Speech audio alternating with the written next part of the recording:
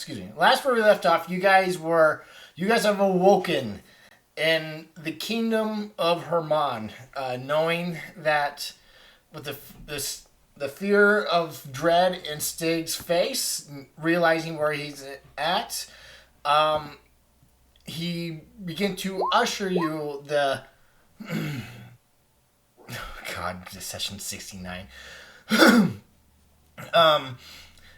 That we must immediately find shelter, only to be attacked by undead wraiths and ghosts. A battle ensued, where some of you were possessed, some of you were able to frighten off. It was a hard-fought battle, which eventually you were able to go into a house to find shelter. Barricading yourselves in, Caraduen popped up her dome and began to do a teleportation circle within the dome to get you all back to the fort, only to have her magic rebuffed and to find that you guys are tethered to the kingdom. Some of you have reached out to gods, figuring out that figuring out that this is some sort of divine source, but you were unable, as if your prayers were unable to reach them. So, you hunker down for the night, and throughout the night you hear creatures crawling on the outside of the house. The wood creaks ominously. It is a horror movie nightmare for you guys. And that is where we are picking up. You guys it's still nighttime. You're in the dome. It's still shortly after the fight and the teleportation failed, and you guys saw that magical chains were around you. What do you wish to do?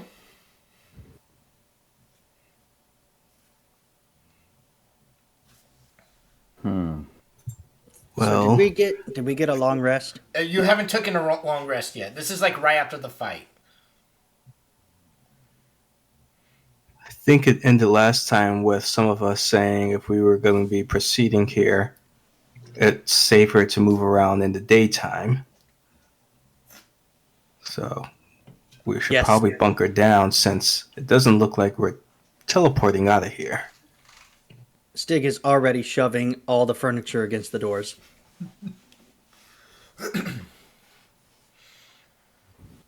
Yeah, I'm okay with the idea of us sticking to daytime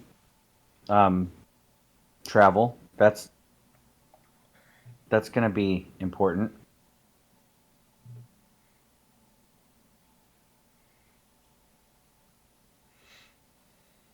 The question is, where are we heading? I think that is a good question. We don't even know why we're here, right? We're in some sort of a city, right? Why don't we head for the city center, the source of power is usually in the middle. That was my first thoughts as well. Maybe the center, because I don't know if this city is the one that's close to the capital or what. Is there any way we can determine exactly where we are in Herman, or do we know that already? You know what you are in the kingdom of Herman, but you don't know exactly where. Caraduen, do you think you could get your little friend there to scout around a little bit? If you can get Morgan to fly around and get a lay of the land? Yeah, I can have Morgan scout around us. Not a problem. We didn't see any flying undead while we were out there, so perhaps Morgan would be safe in the skies. If zombies start flying, we're really fucked. Bone regard. Not gonna lie, I'm a little hesitant to call Excalibur here. Well, if we're in Herman, there's only one city we ever mapped, and that was the accursed city of Camelot. Ooh. Were there any major landmarks in that accursed city that we could have Morgan validate that might be where we are?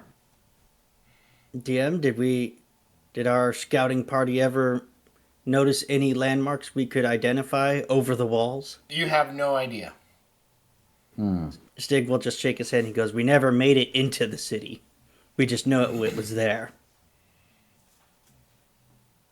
Well, if we could find a library or a hall of records of some kind, perhaps we could discover where we are. Maybe even a map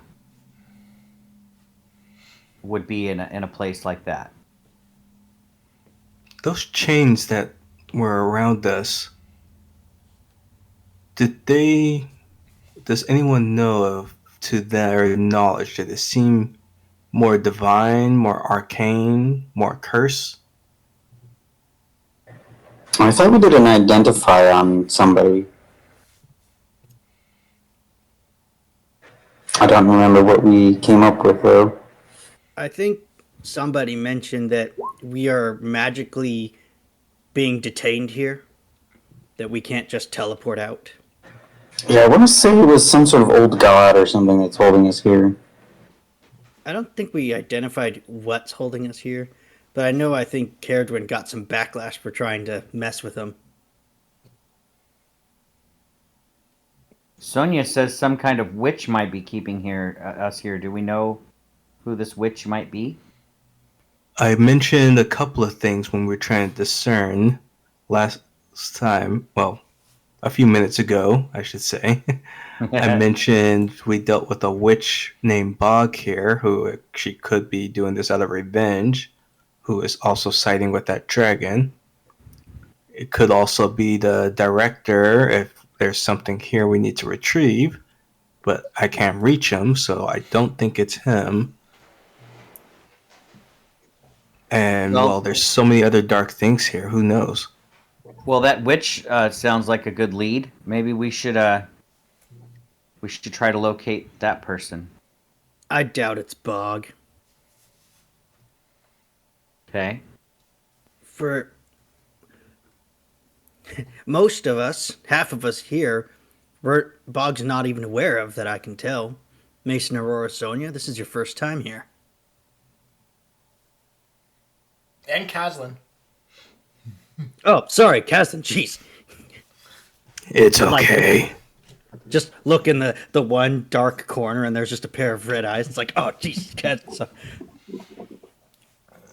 Well, I have I can prepare magic that would help me locate an object, if that might help. If there's some kind of object that we could search for that would guide us. Other than that, I don't know how much help my magic would be in determining why we're here or what we need to do. I really hate to say it, but do you think that I forget her name, that dragon lady who was supposed to be dealing with this stuff, dragged us into this after she screwed up?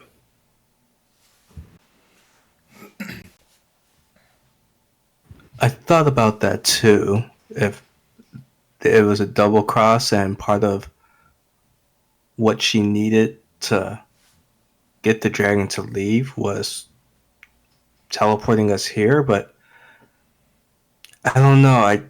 When we questioned her, I didn't get the vibe of a double cross when I convinced her to reveal more info. Well, I mean, her plan could be working, and then she forced us here to say, get it done without even telling us. That sounds like an underhanded dragon thing.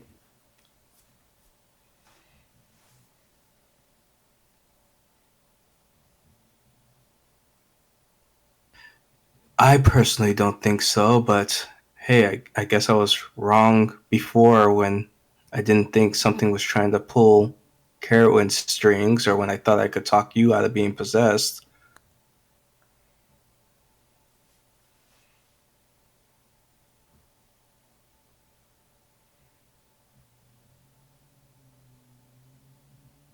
Carowin, you are the smarter one out of the group. Any thoughts?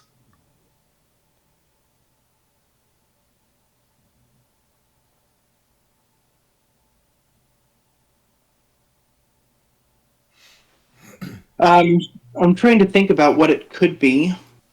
I mean, I'd like to not believe the dragon either, to be honest, but she did seem adamant that her actions were there to help us. So my thoughts lean towards if that it is related to what is happening over there.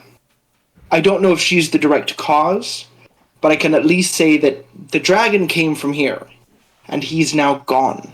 And we are being forced here by some greater divine thing, which means that some being needs us to do something here while the dragon is gone.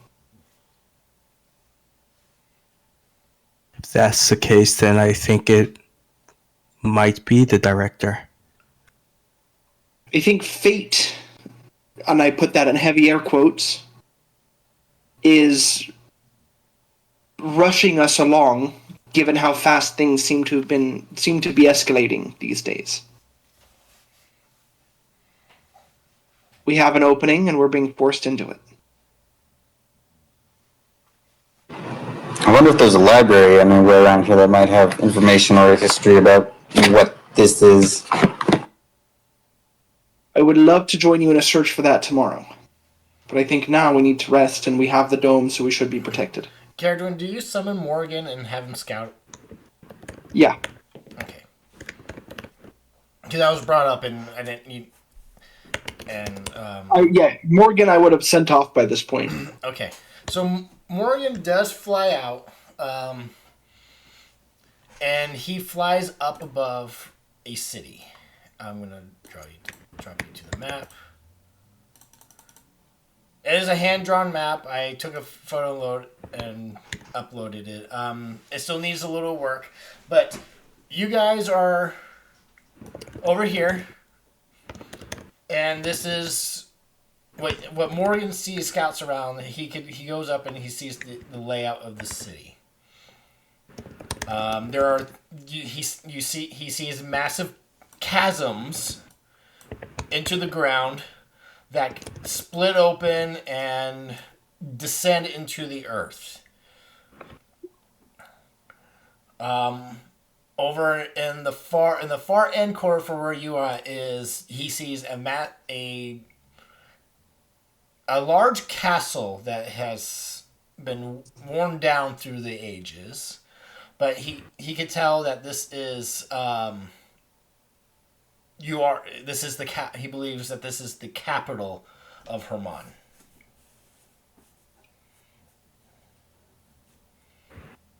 And you guys are over here.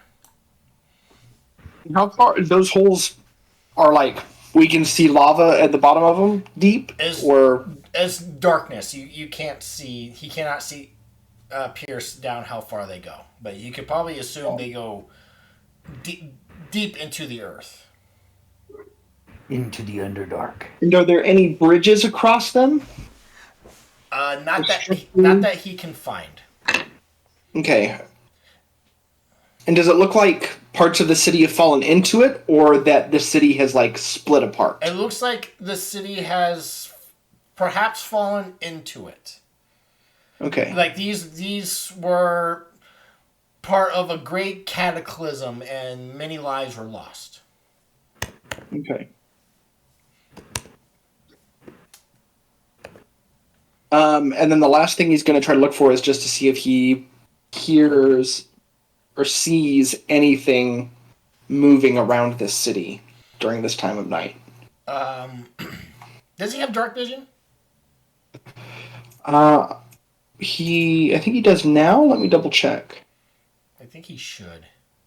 Yes, he does. Okay. He sees many things crawling around the city, like insects. And he definitely hears, and you all hear too, like a loud moan deep within the city on the other side of this chasm. You don't know, he doesn't know exactly where, but he can tell it's a very large creature. There's at least one large thing slumbering here. Great.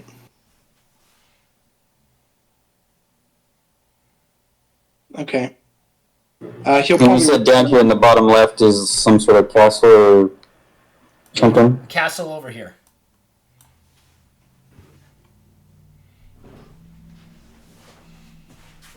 the Morgan will probably return and share that information with me, and then I will relay that to the group. Oh, he could speak common. He could tell the whole group.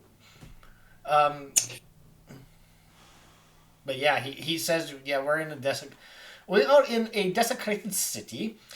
There are undead crawling around through every crevice, and there is something large patrolling the streets over on the other side of the chasm. Sounds like fun. I want to go home. Same. So do we all.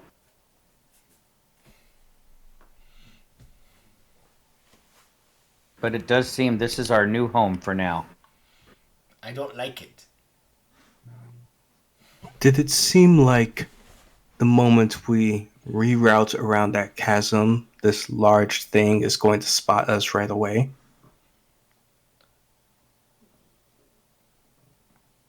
Unsure.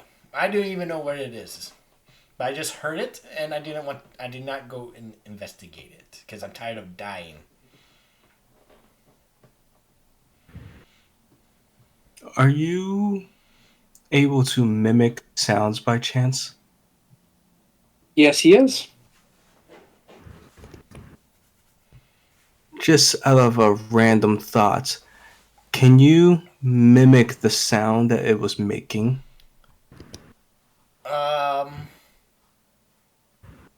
Mimicking simple sounds as I heard them.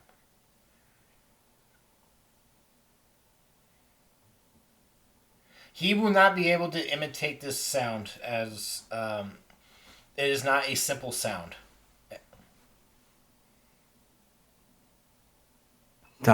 It's worth a thought.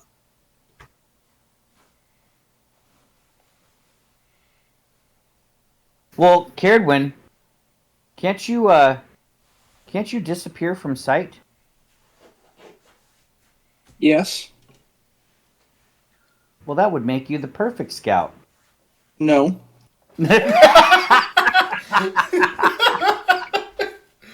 That's totally in character answer. I love it. Technically, I think I might have the perfect scout spell. Your hesitance is noted. Certainly not a mark against your bravery, I'm sure. I can turn anyone invisible, really. Ooh. Well, then, maybe Caslin would be the best scout. I mean, from the time I spent learning how to be stealthy in the woods, there were times that Caslin would just vanish from sight and I couldn't hear where they were at all. Until they tapped me on the shoulder and caused me quite a fright. In this place, I'm not sure it's safe for anyone to physically scout without the risk of danger, but I have something where I can scout and not physically be there. Oh, I just couldn't get an aerial view, which is why I didn't say anything when Morgan went out. Well, perhaps you could use this method to scout the thing that's prowling on the other side of the, town. It would only work if it's not super far, because I'll still be moving. Oh, wait. I am pretty fast. Let's give it a shot at least. If I see anything, I'll dismiss it, and we'll be sitting right here. I will sit next to Stig, and I'll tap him on the arm and just be like, I am still right here, despite what you see. Similar to when we dove into the water. and I will cast Mislead.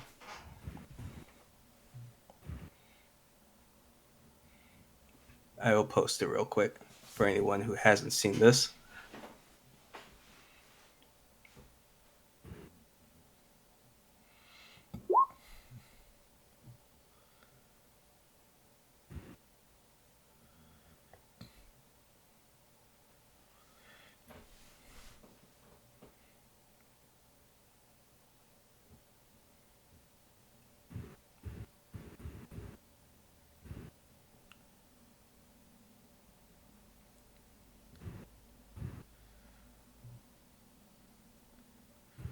So basically, I'm sitting next to Stig invisible, but there is a version of me standing in front of you guys that I can see and hear through. Okay. Out of curiosity, I'm looking it up now.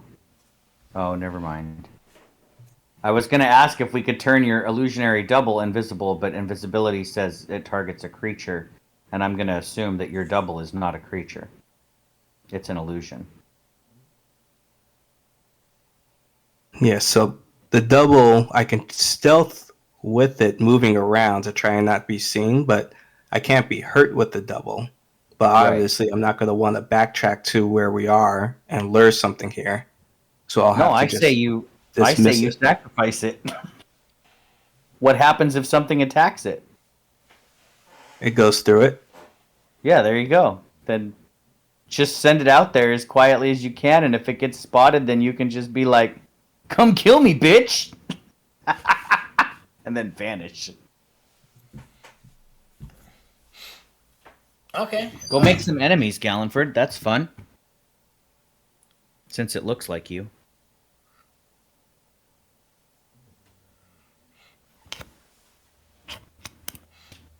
All right, so you see an illusionally Gallenford. He climbs out a window because Stig has the door barred and has just about everything else barred with all the furniture.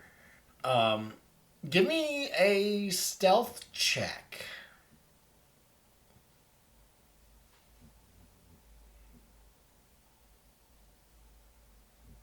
Okay. Which direction are you going? I think there's only one direction since that chasm is pretty fucking huge.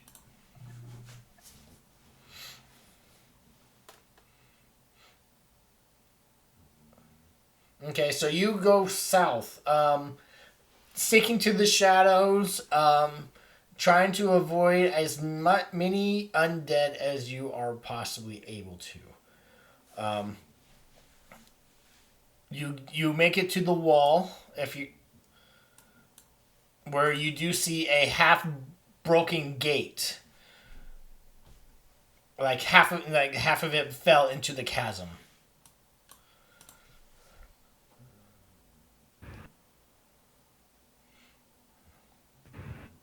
Okay. I will.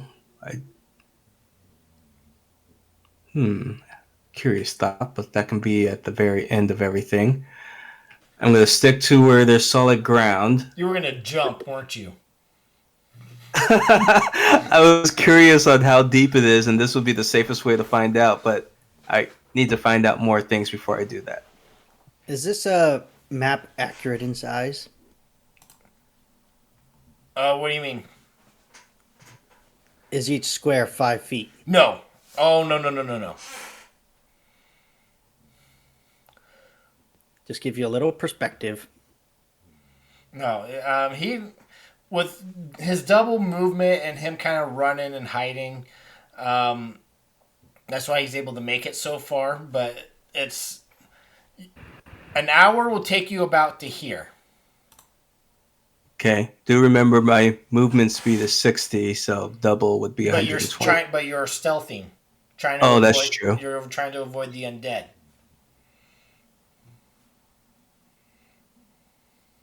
Oh, so I can only get right there with an hour, which is. Oh, wait, I'm looking at the wrong spell. Okay, yeah, it only lasts an hour.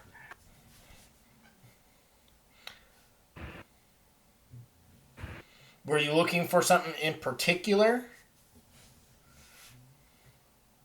I'm mainly scouting to find a safe route for us while trying to make out any creatures that are lurking along the way. And if I'm get close enough to see the large creature, I would try and point them out. But if I can't, right before the hour ends is when I will try and see how deep this hole actually is. Okay. There's plenty of undead specters, the same ones that similar to the ones you guys have fought.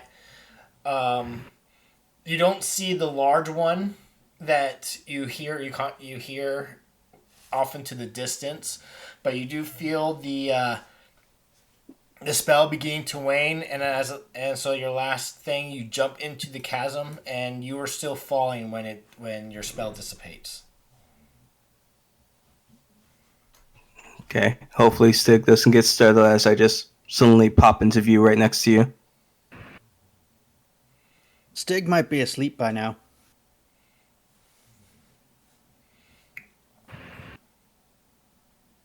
So, for anyone who's still awake, I think I was able to map out a safe route almost fully around the chasm, but it's pretty big. And didn't see too weird of creatures lurking around about what we've been running into. As for the chasm, it's so deep that jumping into it, I did not find the bottom.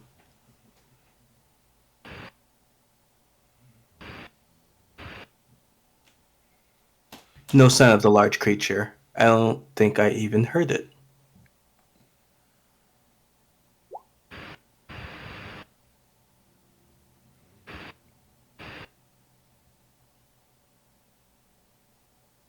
Yeah, definitely avoid the chasm. Part of the gate forward had sank into it.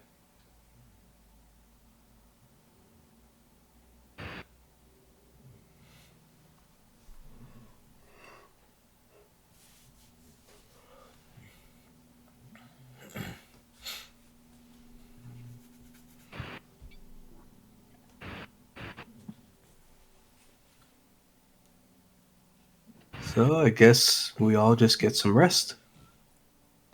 Yep, let's get some rest. I'll have something that can kind of help us out in the morning. All right. You all get a. Who's keeping watch? Morgan.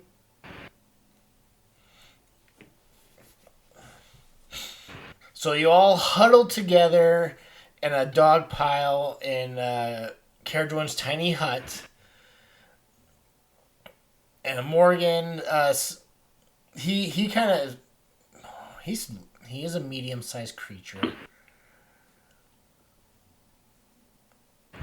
He stands vigilant outside of the hut, his head on a swivel, and he is constantly berated by the noises and sounds of the creatures in the night. So can my here's my thing. It says while you are conscious. Oh yeah, that's a good point. When I fall asleep, you can all have nightmares. Yeah. But as long as I'm awake, Mommy Aurora will watch over you all. You all feel comforted. But as soon as I fall asleep, all the bad feelings. This is why Stig fell asleep before you did.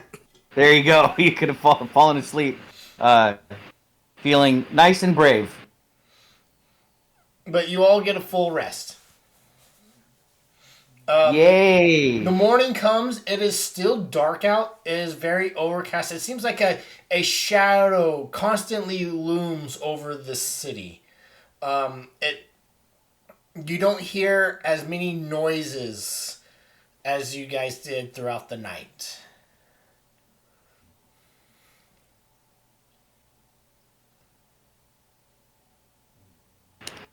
Now that said, the aid that was cast on me yesterday does go away now, right?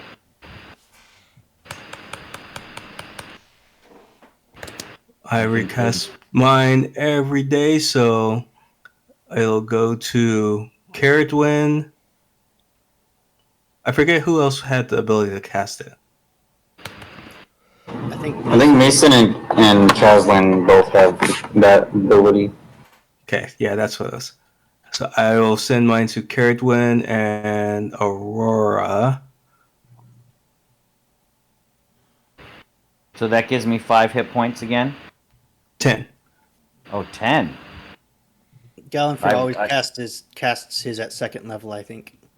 Okay. Correct. That makes sense, because I was only getting 5 before, so now I'm going to get 10?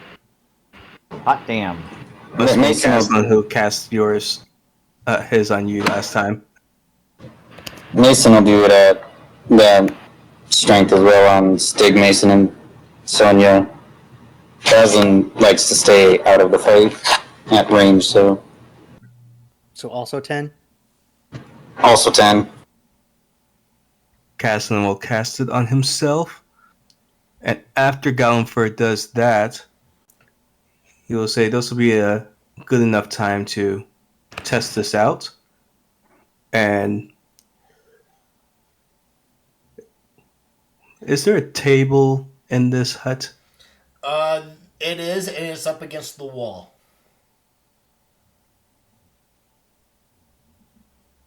Stig, could you possibly place that table in the center for a second? Stig will toss things aside, bring up the table. Gallifrey goes into a kind of chant as he's waving his sword over the table for a couple of minutes. And then he'll pull forth,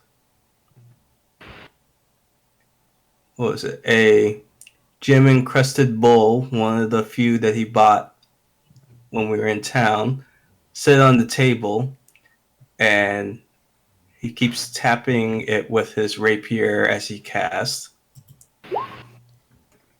Heroes Feast. And the list of foods that you all each individually mentioned to Gallifrey appear on the table.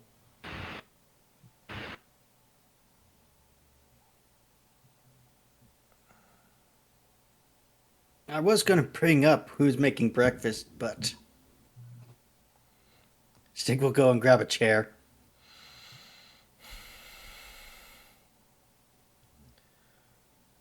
Definitely looks good.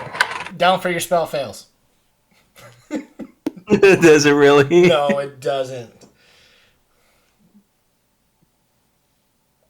I think I'm supposed to roll the 2d10. Oh, it should be harder. Depends if everybody gets the same amount. Well, that was a bad roll. Well, paired with aid, that's 18. Everybody's up 18 hit points. Well, okay. His hit point maximum also increases. Oh, so aid isn't temporary hit points. These are not Nope. temporary hit points. Yeah, all of our hit points are just up 18. Okay. 18? Oh, because of 8 aid. from, Gallifrey, and then 10 from the aid. Dude, I have 99 hit points. I am...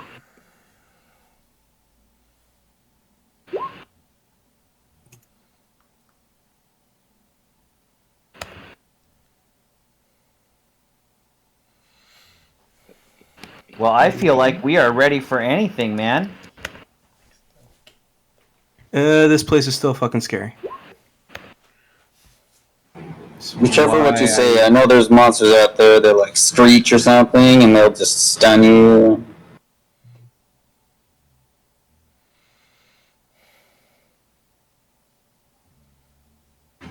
let's try and get a lot done, and well, we have this super feast. I mean, yeah, I'm feeling pretty full and encouraged. So, looking at the map, or not at the map, sorry, but based on what Morgan has told me, this chasm's going to pose a bit of a problem. So I think it's up to us whether we want to scale it to the south or to the north. You could. But if I'm, Oh, sorry. I was going to say, if I'm betting on anything, it's that we have to get to the castle. He would also mention that there are gates that lead outside. You could try as well. Yes, we could go outside and skirt around the walls, if we so choose. Aid lasts for 8 hours. Okay, so we can do 3 aids before Hero's Feast ends. Yes, because Hero's Feast lasts for till tomorrow morning.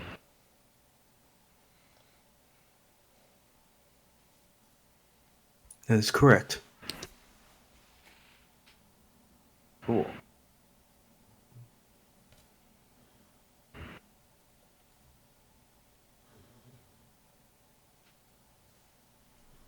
Did And Morgan technically, Morgan can partake in it too. Awesome. Does that mean Fulgurite can also benefit? 12 creatures, so yeah. Though I didn't take any order suggestions for them, I should have. Fulgurite's staying close. I'm not going to let him do any fighting around here. With Hero's Feast, he would have a total of 9. Fulgurite's choice of meal is the essence of lightning. So it's just like this flash of sparks and it's gone. Ooh, I don't know how to create that. It's just a bunch of like charcoal and embers and stuff. He's the one who usually like cleans up the fire before it dies.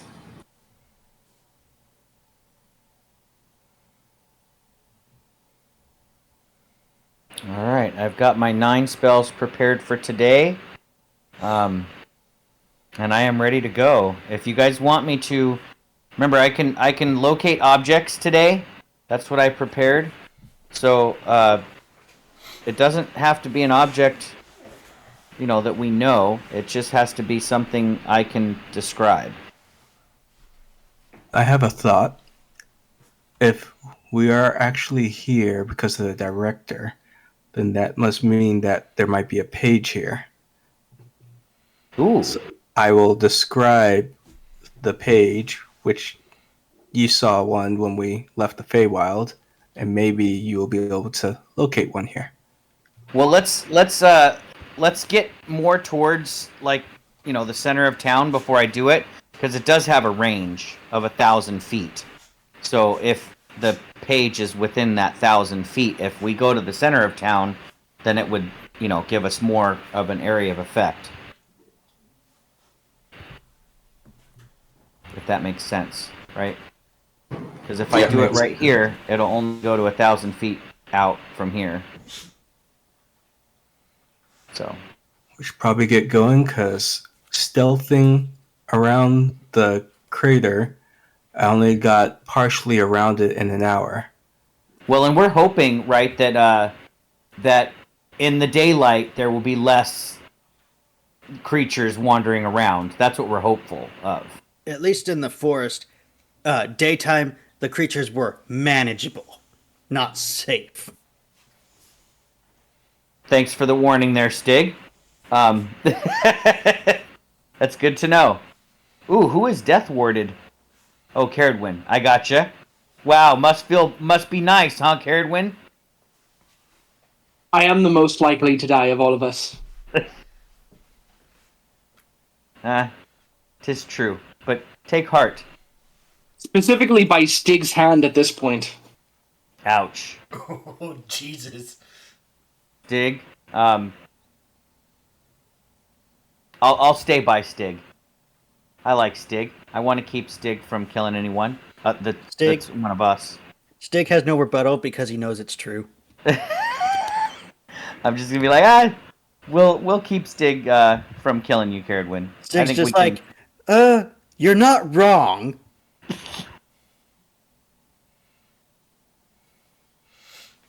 All right. So you guys prepared. You open the door. It is still very overcast out, but you do not see immediately any undead in the vicinity that you are in. All right, everybody ready to go? I am ready. I don't suppose anybody has, like, password without trace or something. Nope.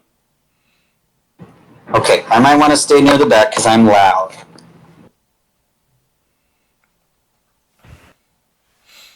And if nobody else wants to, Stig will take the lead. I'll follow I'll right stay- behind you, Stig. I'll stay in the healthy middle. The healthy middle. I'll be behind Stig and Aurora, and Caslin will stay near Caradwin. Okay. You guys sticking to your marching order. You exit the building. Are you guys? Which way are you going? I think we're gonna go the way Gallenford Clone went. We're going towards the taller buildings. I'll point, like, since I'm right behind you two leading, I'll just kind of point in the direction that I scouted.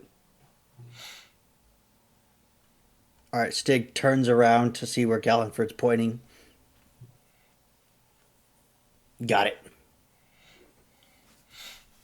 All right. Everybody, give me a group stealth check.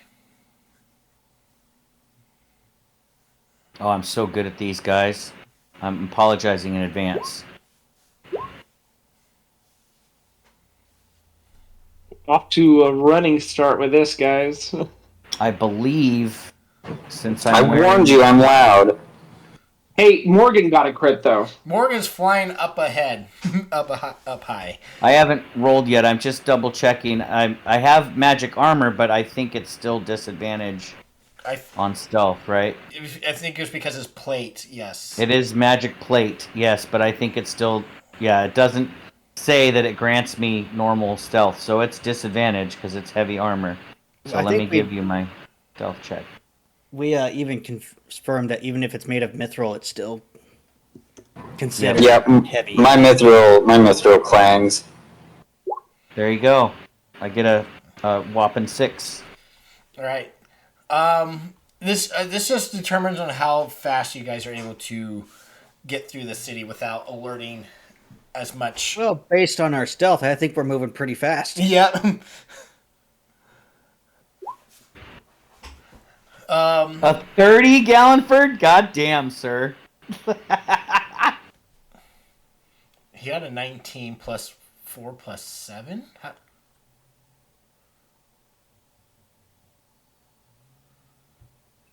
Bard. Oh, jack of all trades. Yep.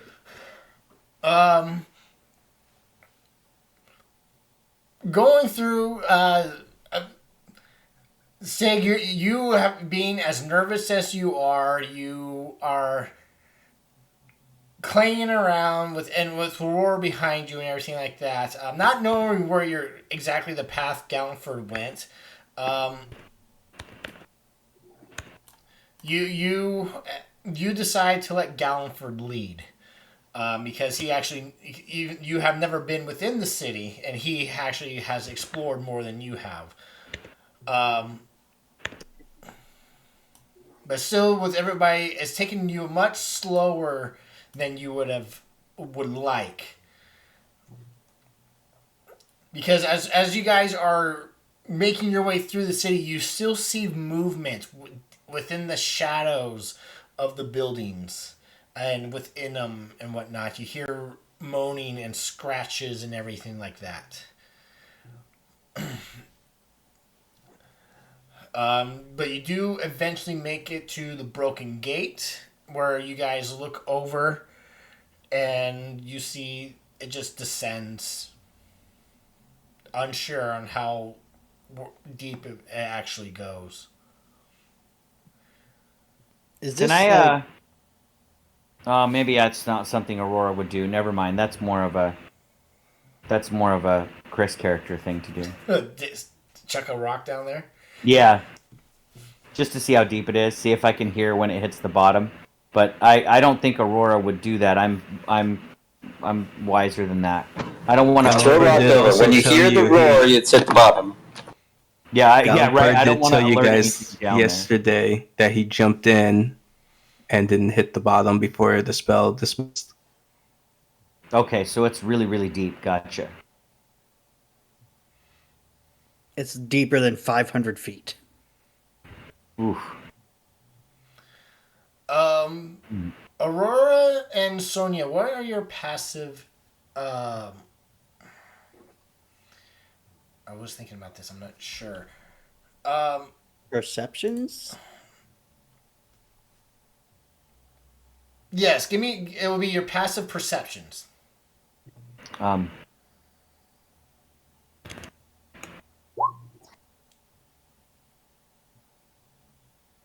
Oh, that I said Sonia. Okay, Sonia. As you are making your way through, you notice that these structures, at least the architecture looks very familiar to you. You recognize that these are the same architectures that you and Aurora were in when you had your shared dream.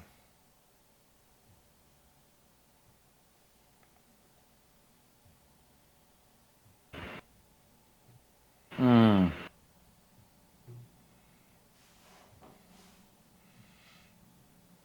Are we having to, like, shimmy along this chasm, or is there plenty of space to move past it?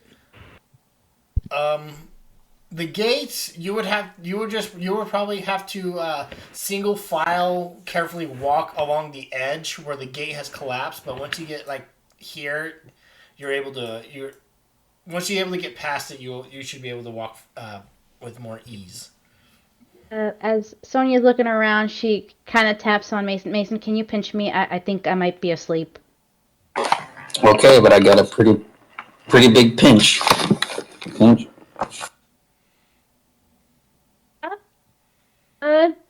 Guys, I'm not meaning to alarm anybody, but this is exactly what it looked like in my dream. Now that you say it, and you point it out, that is eerily familiar. But we are not dreaming. Perhaps, friend Sonia, it was a vision rather than a dream. And if that's the case, that does not bring me much comfort. We're in That the same dream place was- that monster was in there, because I don't know if I'm going to deal with that. You know, if something's guiding us, perhaps your dreams will tell us where we need to go. That's Well, a good theory. We did not have another dream last night, did we? Did you, Sonia, have a dream last night? not last night, but for several days. Honestly, I've been dreaming about nightmares about this place. I How did remember, your dreams end? I remember Nyx would mention something about a well, I think. There was a well there too, actually, in my dream. Does that mean that your God's the one who maybe brought us here? Why would he bring us here, though? What? Find that creature to kill that creature that was in my dream? I don't know, just finally wanting to add to the conversation. I'll be quiet. He likes the sound of his own voice. Well, we don't know what Sonia's god's like. I mean, maybe this is his idea of a sick joke. Maybe it's because I almost took the deal with the hag. Maybe this is punishment. Please don't remind me of that. Don't worry, we'll remove that curse from you when we find a way.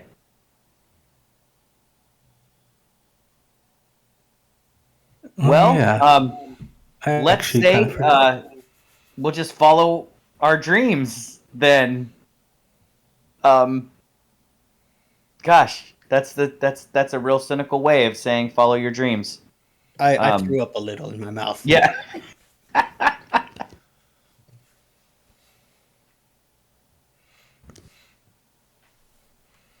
Oh, if we can't get over this chasm, we'll have to go around. Yeah, let's. Yes. Well, technically, I could get over it, but I'm gonna stick with the group. There's a way to get further around. I got a whole lot I mean, further when I circled.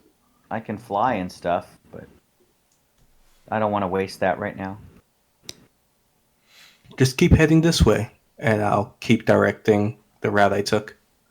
We'll keep following Stig.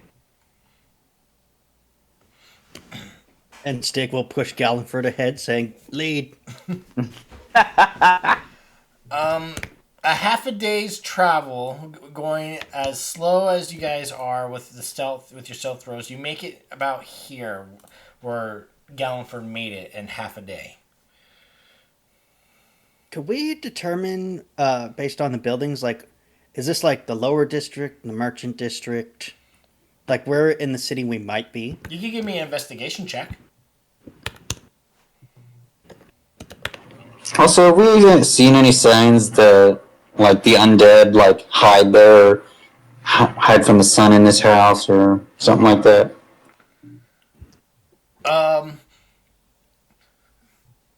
First, Stig, the buildings are you are unable to tell with you being on edge as you are, and the buildings are too decrepit, and you haven't really been looking at seeing if there's any signs or what kind of district that you're in. And Mason, it does seem like even though it is overcast out, it seems like most of the undead, the majority of them that are hiding are in more darker places. There are some patrolling the streets and going out and about, which you are able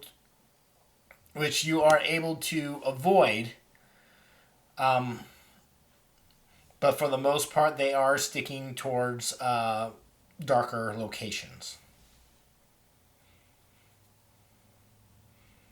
So, like, if you go walk into a house, it will most likely be filled with undead.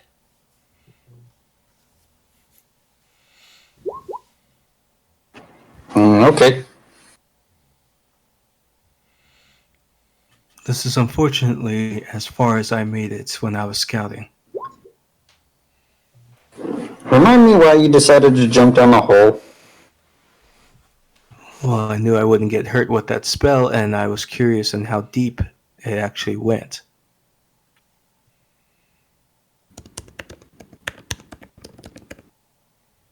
Deeper than I thought, since I didn't see the bottom.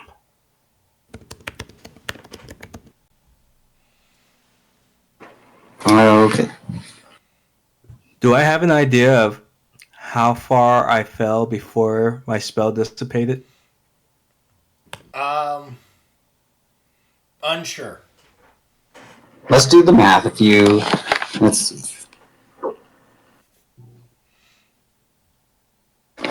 see. Half the time left. 30 minutes. 30 minutes.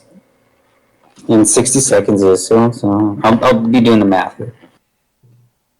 Don't forget the friction coefficient. And terminal velocity. I got it. Hang on, never mind. You can forget that. It was an incorporeal form, so friction doesn't matter. Wait, Stig understands this? I'm confused. Stig understands how things fall and hit each other.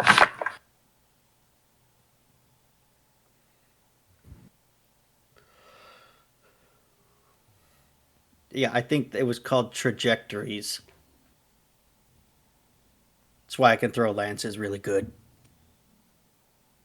And javelins, because javelins you are supposed to throw.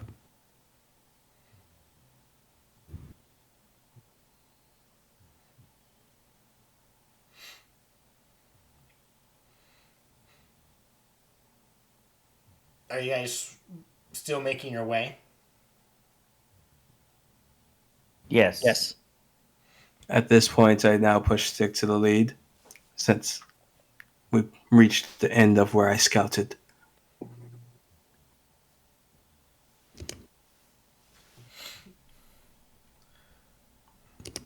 Stig will say, no, you're doing a great job, and push him back.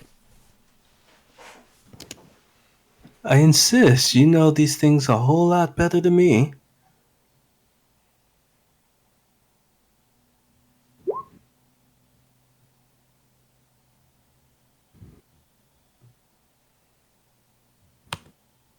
Oh, there is no... Wow.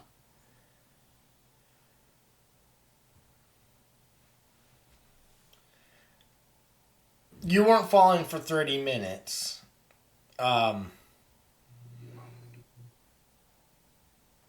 But, anyways, you guys eventually make it to the another inner wall.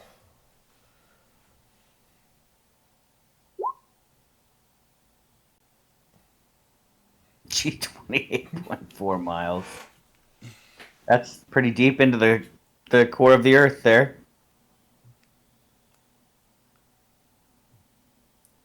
Are there any holes in this wall, or is it still pretty tightly sealed up?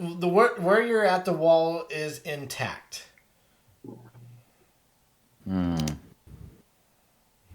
How high is it?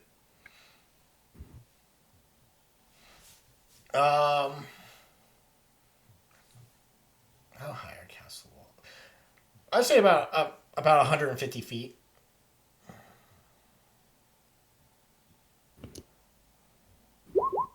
Who's got rope? I may have a rope. Stig has a grappling hook and rope. I can walk it up there.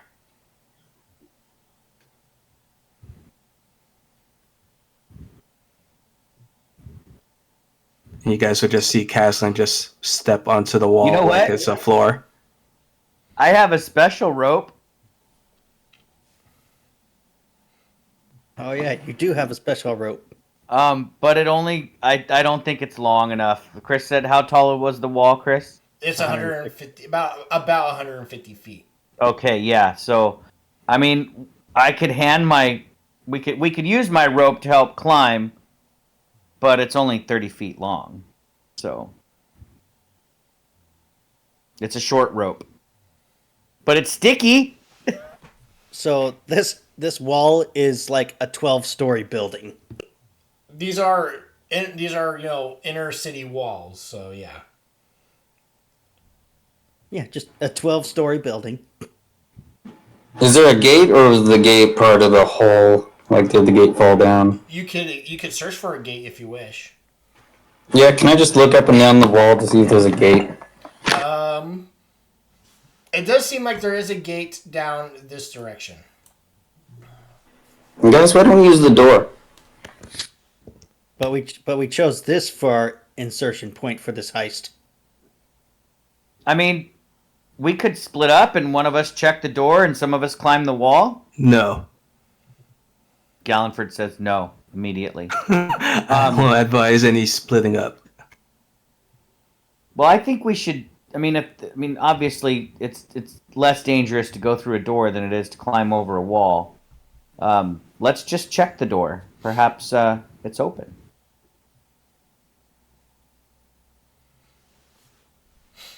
Caslin will jump off the wall, frowning. So, Ig, you've been here for years. You're the only person. Well, I don't think there's actually many people other than us that are here, right? We won't run into like a random person here. No, this place has been abandoned for as long as I can remember. My group was here to clear it out so it could be recolonized, but I guess that's not working out, is it?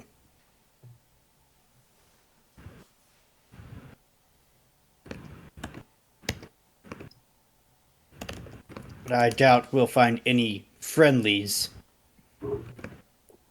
for hundreds of miles. Got it. So if we see somebody, we attack first, ask questions later. Yes.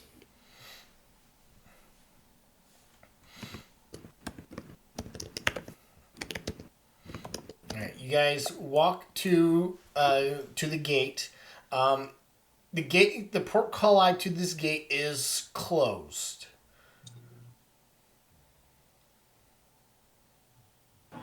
Well, Caslin, you want to crawl up there and open it for us?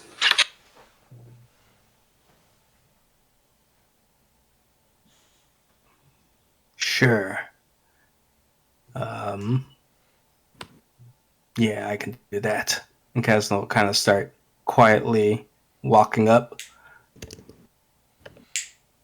Okay. Don't worry, Kazan, I'll join you. And Stig will place his foot and it will slide down. Why isn't this working? This used to work. Now, does Caslin climb like Spider-Man, or does he climb like some monster from the ring or something? Caslin is walking up it as if it's the floor.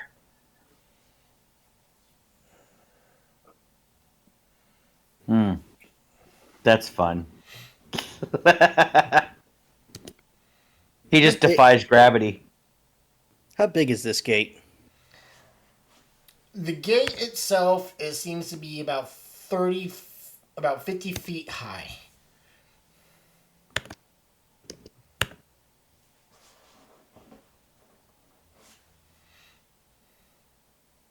And about 30 feet wide.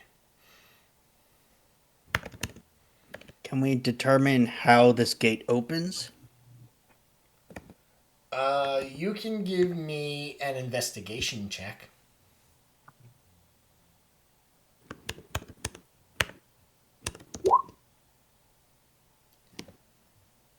You are unsure how It seems these bars can go up. Yes.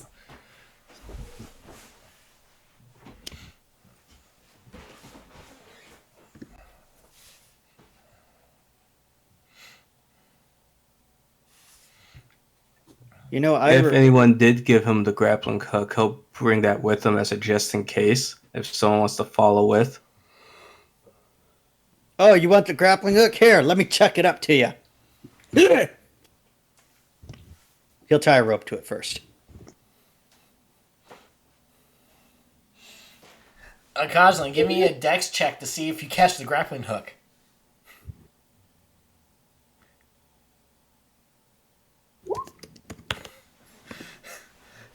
I guess not. So he misses it. It comes down. Still, give me a dexterity saving throw to avoid getting hit in the face.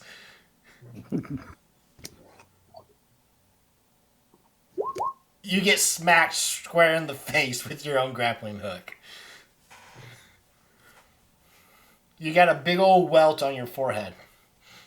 Sorry.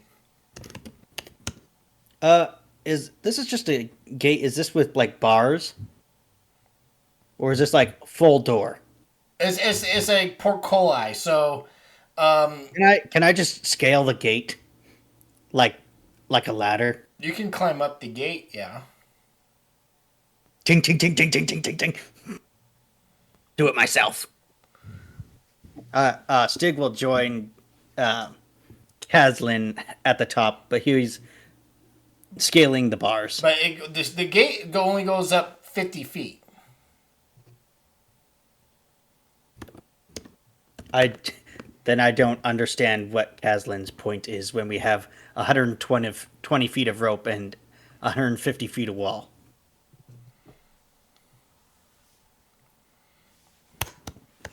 Okay, never mind. I'll just try to quickly get onto the other side of the gate. He does see like two windows on the top of the gate, like embedded into the wall, where he could go inside the wall.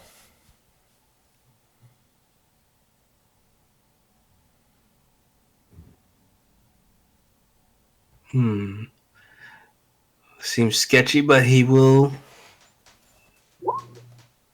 do it since the button is probably in there.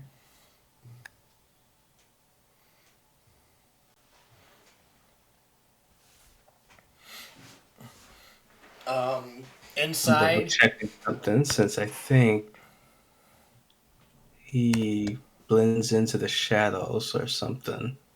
But yes, he'll go in. okay. Inside, he does see what seems to be a wheel that he can turn that would probably lift the gate.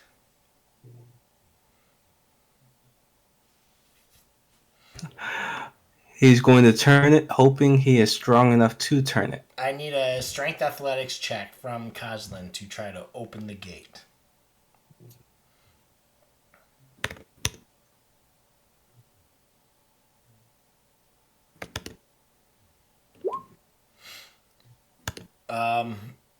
He is struggling, but he is unable to budge this wheel.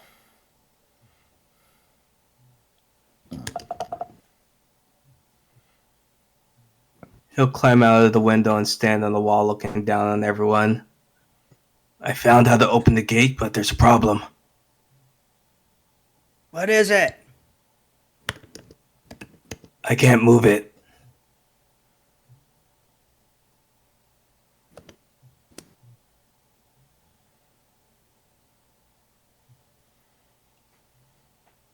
So what should we do? How high is this window? It's about 60 feet up.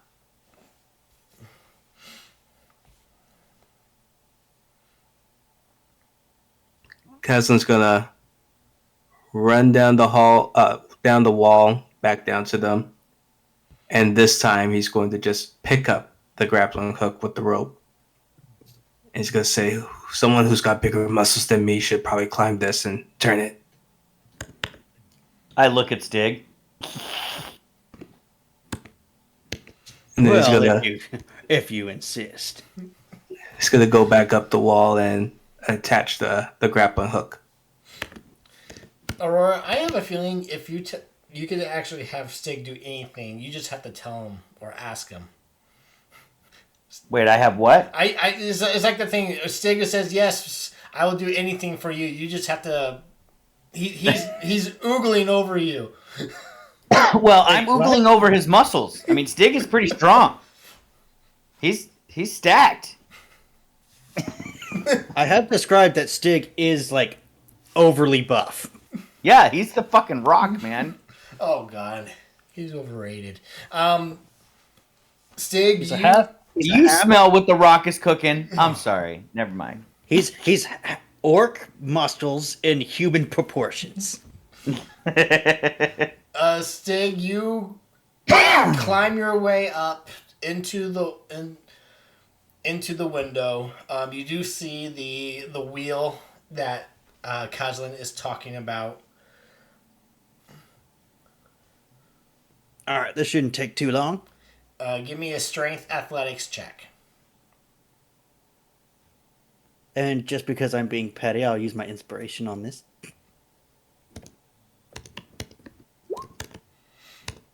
Oh yeah. The rust creaks.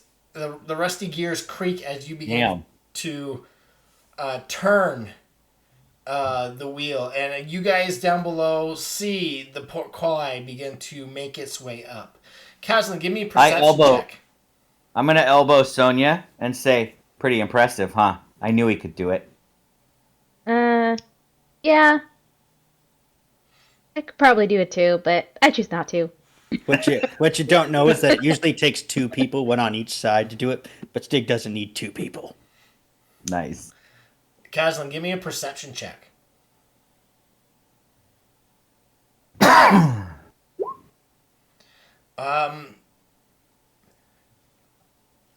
Sig is making a lot of noise, and you hear some noise coming down the dark hallway. Very similar to the scene where Pippin accidentally knocks down the skeleton down the well. That jerk. Pippin, not Stig. Stig, something's coming. We should probably go back down quickly. You fool of a took. Just check to see how far we've got, if there's enough space. Kazan will look over. Is it up yet? Enough for us to move? You guys see that you guys can. It's about 5 feet up. Yep, we can sneak under. Sonya might have to squeeze. Enough. Is there something we can use to brace this? Is there a lock to this? So we can lock it open? You can give me a perception check. By the way, in the meantime, I'm just gonna ask everybody to sneak underneath. You do see what seems to be a locking mechanism that you can pull. Alright, Stig will lock it into place. Give me a strength athletics check.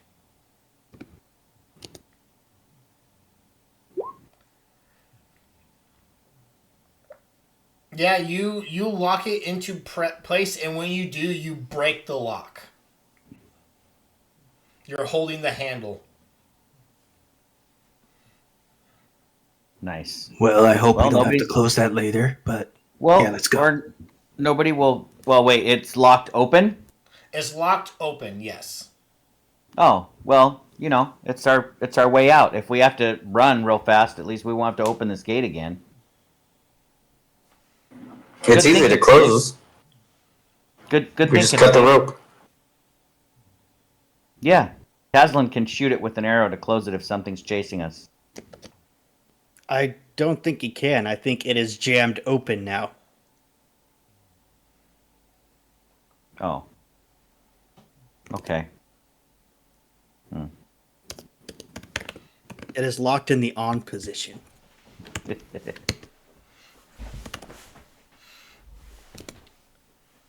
So Stig and Kazan, you quickly make your way down the wall and to your party, and you are able to crawl to get quickly underneath to the other side into the main part of the city.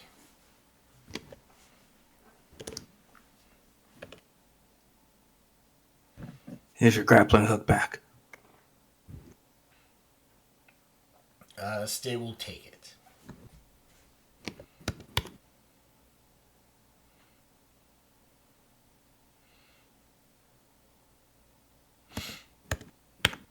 Just because of the noise and the sounds that Kazan was hearing, he is going to kind of be looking over his shoulder as the group proceeds.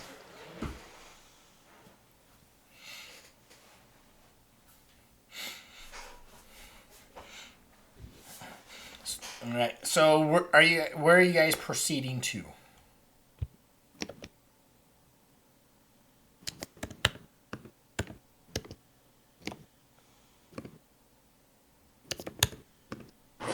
I think we're trying to make our way to the castle.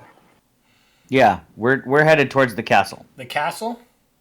I'm also looking for anything that might look like a library on the way, though. But I don't know how, unless there's a sign or the building is obviously a library. I'm just looking, because there might be maps in there. That might be helpful. Okay. So you guys begin to head southwest. And eventually you make it to another wall. And from here, you can't, and as you guys get closer, you can't see the castle off into into the distance. Aurora. As you get closer and closer to the castle, you feel more and more dark energy emanating from it. Hey guys, I think the castle is cursed. I thought this whole place was cursed. That place is especially cursed. I can feel the dark energies emanating from it.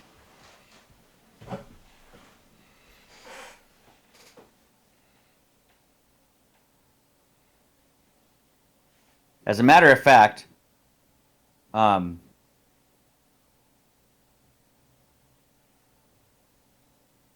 want to take a moment, stop the group, and reach out with my awareness, opening it to good or evil that might be surrounding me, and do that.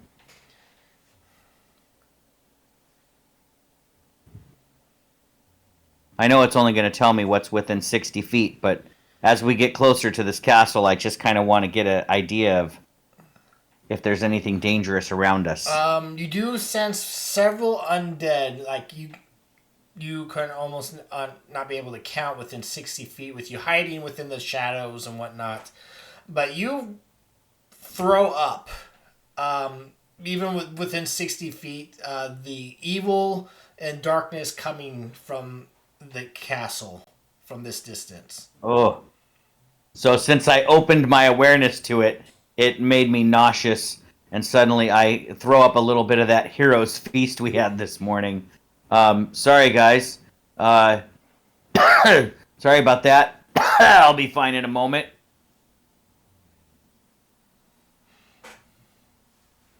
But yeah, that place is wretched. And I will feel like too much. I'm gonna stand a little closer to Stig, just because I feel like that's the safest place to be.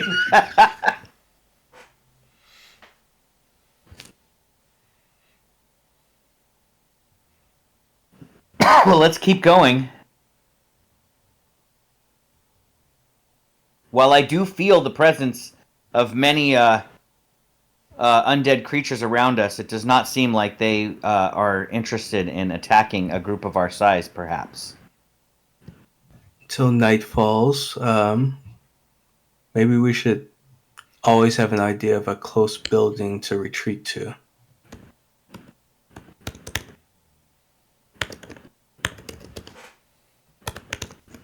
However, we are deeper into here now. Maybe that's locating the page, if that's the cause of us being here. Ooh, good idea. Okay, so after I finish taking a couple drinks from my water flask and swishing it around and spitting it on the ground to wash the throw up out of my mouth, I'm going to cast a spell. I'm going to pay careful attention to the description, or if I've seen one of these pages. I think I did see one of the pages. Yes. From the Feywild place we were in. Yeah, you've seen a few. There was one on the giant and one on the Drider from the final fight. So I'm going to envision the page as best I can in my mind, and I will cast this spell, Locate Object, to see if there is one of those pages within 1,000 feet of me. All right. You sit. You find a place to sit down, and you let out your sense with Zool. Even though you can't, you still feel his presence. Even though you can't really communicate with him, you reach out with his power, and you detect no page within 1,000 feet of you. Sad to say, Gallantford, it seems like one of the missing pages is not why we're here. At least I cannot detect it. Now, that said, I know that my magic is limited by placing the page inside of a lead container or something like that. If they place it in a lead box, I would not be able to detect it. But other than that, I think that likely that's not a page that we're after here, but rather some other thing. Perhaps it is to remove the curse of this place. Or perhaps it is tied to your dreams that you both had. I quickly look over at Sonia, and I say, God, I hope not. Yeah, that guy's creepy. Or creature. I can't even begin to describe how terrifying. It brings me so many chills. But I put my hand on Sonia's shoulder and I say, that said, no matter how evil and creepy the being is from your dreams, you have us here. And maybe together we could banish it or destroy it. That would probably help me with my nightmares. That's why we're here. This thing, is it the same thing you said you were hunting? The thing is, I've never actually seen the creature. I've only seen the destruction it left behind.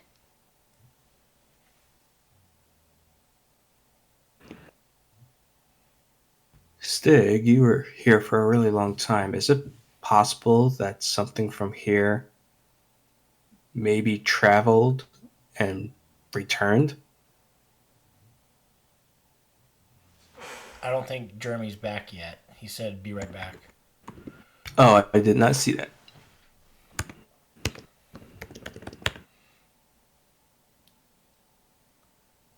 I mean, now that you mention it, when we were talking to the Monster Hunter Guild, the man was not very forthcoming with information when I explained about the creature I was looking for.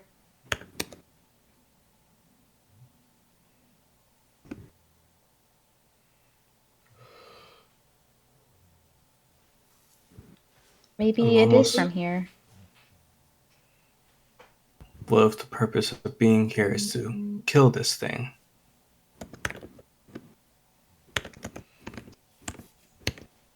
If it is, then I'd do it gladly.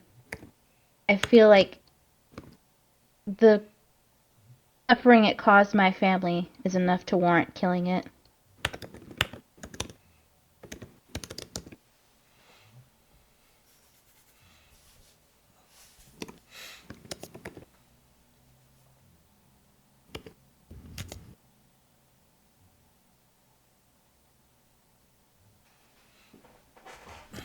Haven't heard any odd sounds from my scouting or since we've been over here. Morgan, was it in this like direction that you heard it? I heard it over here, uh, deeper within the city.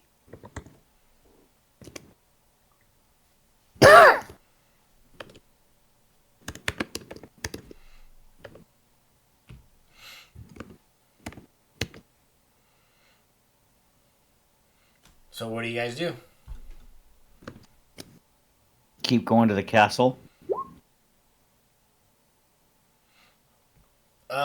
Jeremy, Aurora use locate object to find a page, and there's no page within 1,000 feet of you guys. And Galliford asked you a question.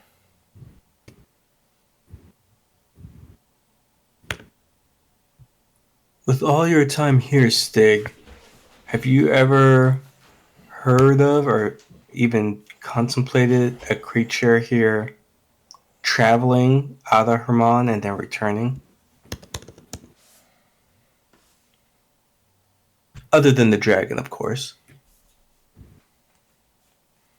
DM, is there a reason why creatures don't leave Hermon? You have no idea. You could probably safely assume it probably has to do with the curse that's been plaguing this kingdom.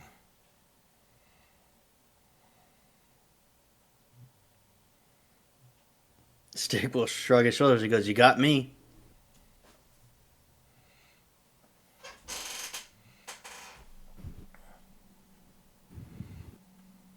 At this point, not sure we're here because of the pages, but this creature from Sonia and Aurora's dreams. I'm not sure if it's the sounds that Morgan heard, that's the actual creature, or if it's the cause of what made Aurora throw up that's in that castle. Wait, is Aurora sick? Is she cursed? Just momentarily. No, I opened my awareness to the evil that was around us, and a little bit of it got in my mouth. Kind of made me throw up. Okay. As long as you're okay. Oh, that's very sweet. Thank you, Stig. I'm fine. Yeah, you are. I mean, healthy-wise.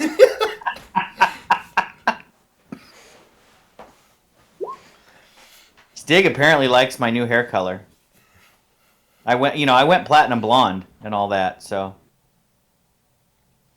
You're every bit as the angel you are. That's a good line. Man.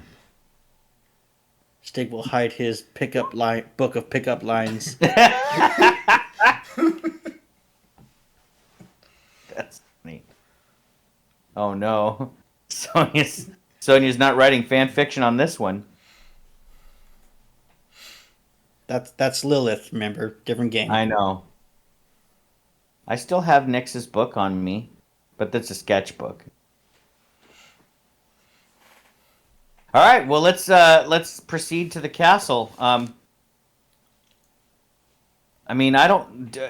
As we get closer, maybe we can figure out a way to get inside that's not like just going in through the front door. How much of the day is left? Unsure. As you don't see the sun.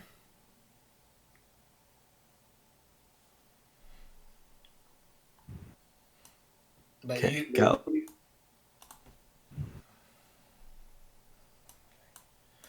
But you guys continue your way towards the castle, and you find another large chasm into the ground. And from here, you all now feel the radiating darkness coming from the castle.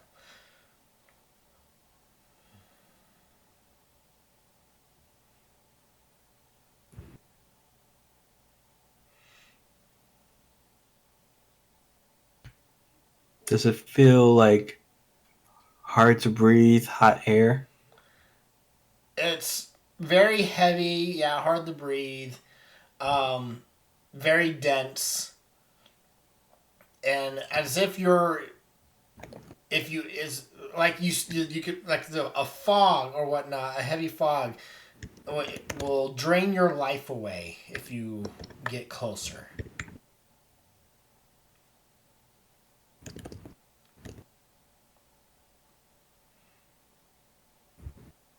Not quite sure we can survive walking any closer.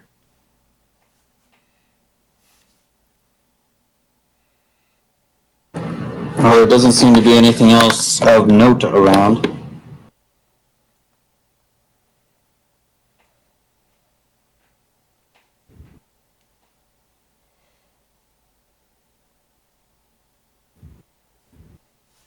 Have we found anything that might resemble like a library or a place of research? Um, A fancier building? Not where you have been currently tracking. No.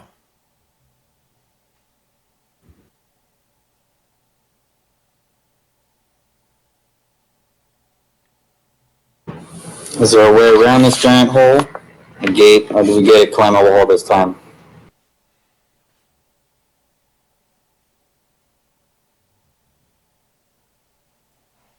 Um, you can most certainly try walking around it.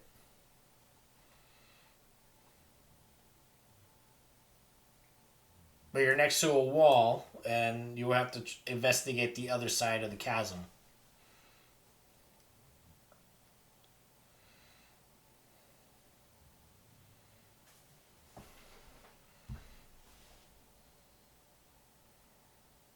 Might as well circle around then. Yep, I'm with that idea. I don't want to try to, jump over the chasm. So, is this Just in case, is 'cause this I a can't- wall right here next to us? Yes, that's a wall. Is it also another 120 feet up? Yes. Hmm.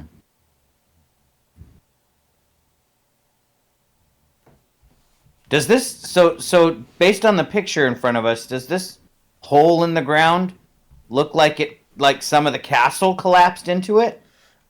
No, it looks like wherever this whole uh like the whole quarter the castle's in is like the castle is about, for example, it's about it's right here. Oh, okay. Okay. So it's These just are the the grounds around the grounds. castle have fallen into the hole. Yes. But the castle itself is past the hole. Okay. Um well, we either have to go over this wall or two walls to get to the castle. Maybe we should go around to this side. Then we only have to go over one wall How long have we been traveling? most of the day. Most of the day, yes. That's what I was mentioning. As we go around this, Gallifrey's just gonna try and keep an eye out for a nearby building in case we have to run in and board it up. Would would we be able to have basically paused for a moment during our trek, or are we? Yeah, when Aurora did her locate object, you guys you could have taken a pause. Because if we take a short rest, Stig can actually switch from his leap power to his climb power and be able to climb walls like Caslin. Oh, that'd be nice to have two of you able to do that. So if the party's in agreement, we'll just say that happens. I think that would have been a good tactical choice. Yeah, sounds like a plan.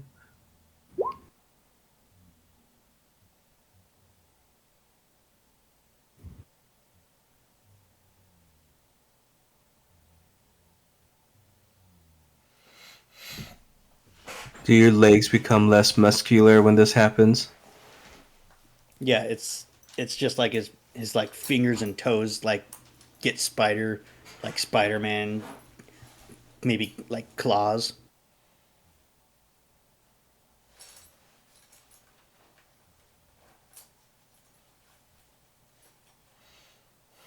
All right.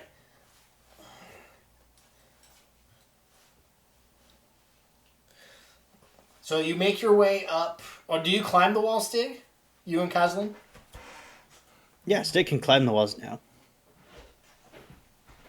Were we doing that on the other side, or did you want to do it over here?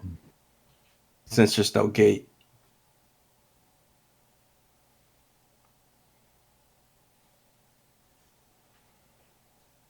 It doesn't matter to me.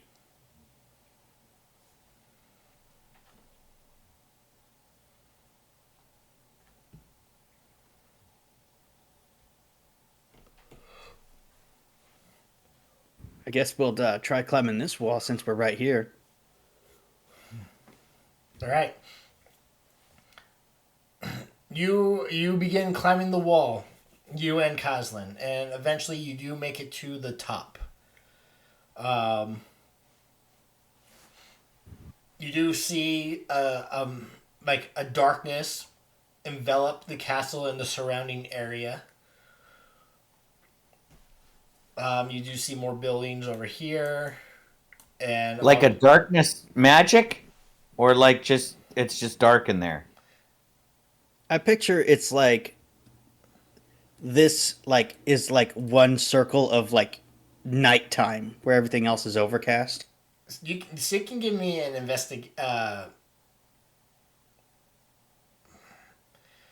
Perception? No, it's not because you Survival. see it, but you don't know what it is. So this would be investigation. This would be definitely an intelligence check. I don't know why Stig is getting all the investigation checks, but here we go. Can Caslin do it too since he's with them? Caslin can do it too.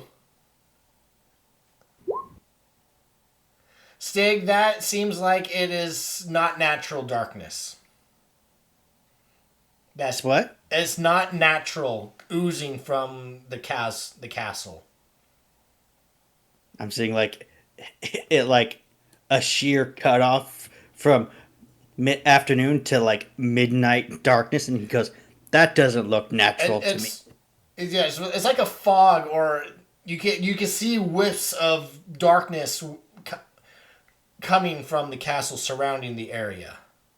It's not like a sheet, It's not like daytime in the immediately nighttime type deal. It's surrounded in mist. There's screams and lightning, and Stick goes, "That looks evil." Looks kind of cozy to me. Well, you would say that. Can Stig look out over the city and see if he can notice any odd-looking buildings that stand out that he's been looking for?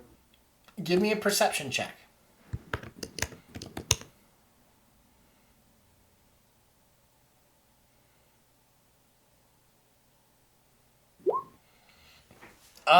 Yeah, you definitely see some very impressive buildings. Some of them do seem like it could be a library, but one thing does stand out to you. It seems like in the middle of a square,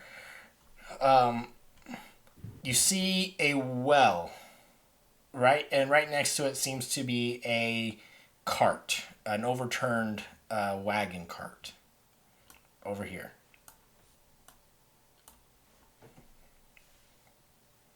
And I believe Sonia described it in great detail. Her Yes. dreams. Hmm. So Stig will nudge Kaz and he goes, "Hey, check it out." Oh. Yeah, that sounds like what they were talking about. Kazlin's going to scan around that area and see if he sees any movement from something that might be the creature that they mentioned. He can give me a perception check. "Hey, we think we found your well." He sees nothing that would indicate the creature that was heard last night.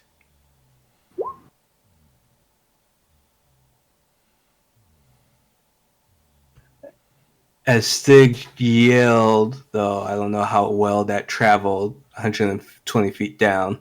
Oh, it echoed. Gallenford's going to use the message spell and just be like, "Hey, you should know better. Why are you yelling? What did you see?" "Sorry."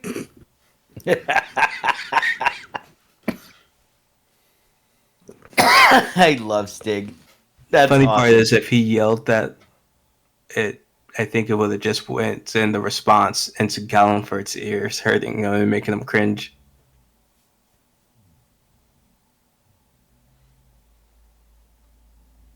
Stig will kind of motion to Kazan and that they'll just head back.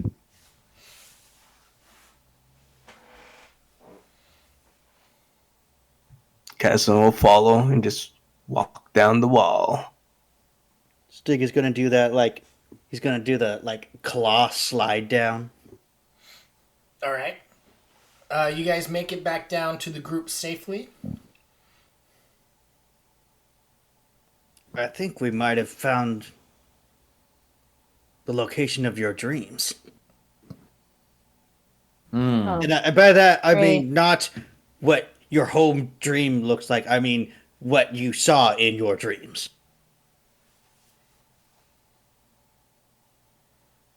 And he takes a deep breath. Well, it's now or never.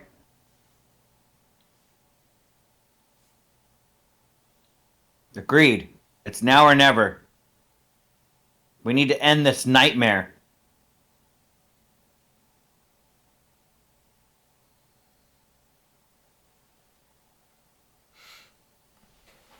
All right, let's get this done before nighttime, shall we? We shall.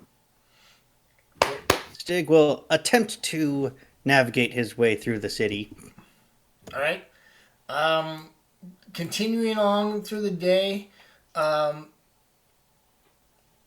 eventually you do make it to. Hold on. Let me do something real quick.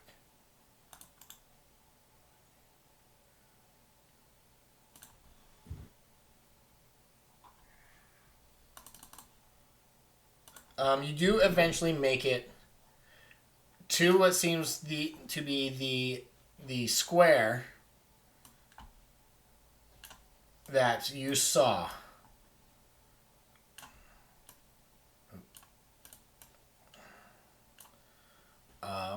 Now I can move you guys onto the map.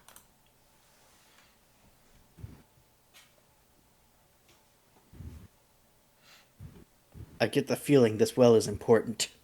I can't explain why. Well, there's the cart. I think that's the cart.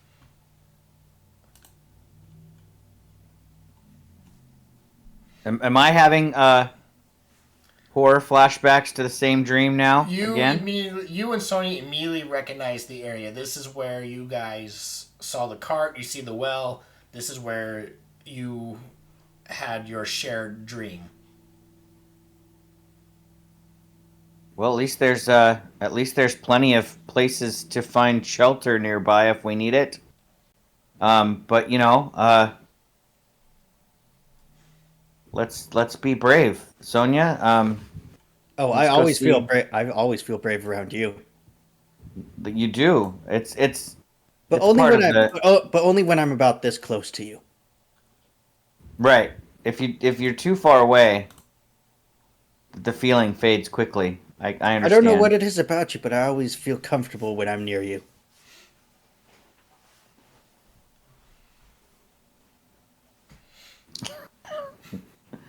Well, if you want to, we should probably check the well, I guess. If Are you? you're nervous, you could do your little scan thing that you did earlier. Ooh, that's a good idea. As Stig says that, I will stop, and I'm bracing myself for the fact that if the darkness gets in my mouth again, I may throw up. But I will go ahead and open my awareness once again to the divine and try to sense anything celestial, fiend, or undead. What's the nearby. range? Oh, okay, within 60 feet. There it is. 60 feet.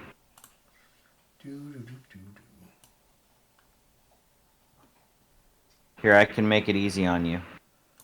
I'll do this. That's a 60-foot aura. Okay. You detect undead within the house, within the two houses near you, and within the two stalls near you. This stall, and in these two houses. Okay. So I'll say I feel like we are surrounded by cursed undead creatures.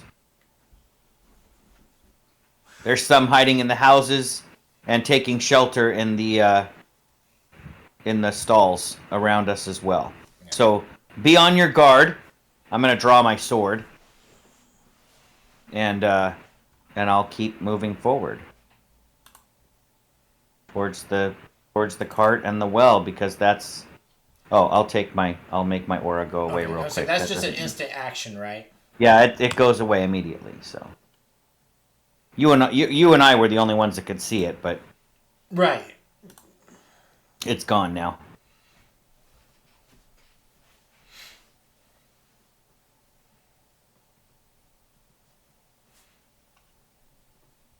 Sonia, I'm gonna check this cart.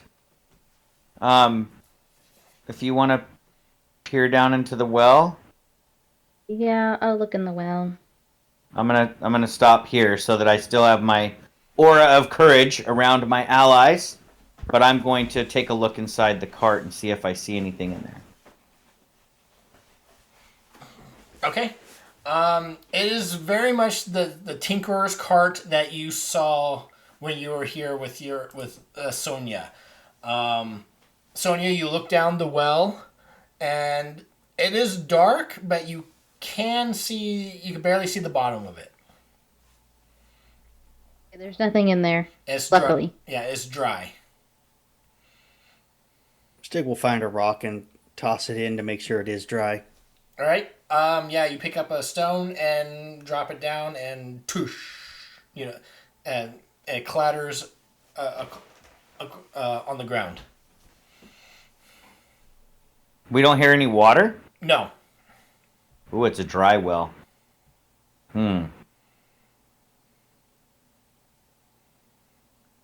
Sonia, Stig, do you have dark vision?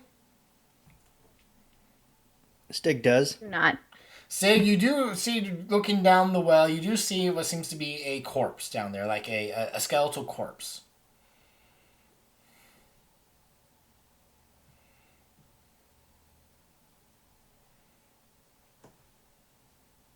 Can Stig determine how deep it is? Stig has a dark vision of 60 feet, I believe. It is.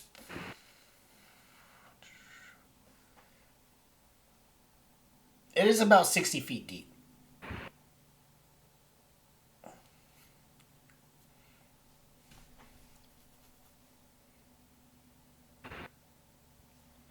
Stig will say, looks like there's something down there. Your vision's better than mine, so I'll take your word for it. I'm gonna get up next to the well and peer down too, since I have the dark vision as well. Okay. Do I see the skeleton at the bottom of the well? Yes, and you and Stig can see, yeah, it is a skeletal figure, but it does seem, you do see there's a sword next to it. It does seem to have some gear on him. It looks like an adventurer at one point, from what you can tell from this distance. Some kind of warrior, some adventurer fell into the bottom of the well and died down there. I feel like his name is Jimmy. I don't know why.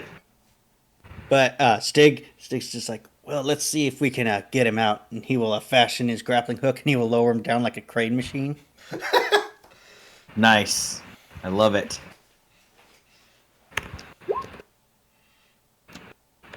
Okay. Stig, give me. I would say this would be probably a sleight of hand thing, as you are trying to be precise. Come on. Good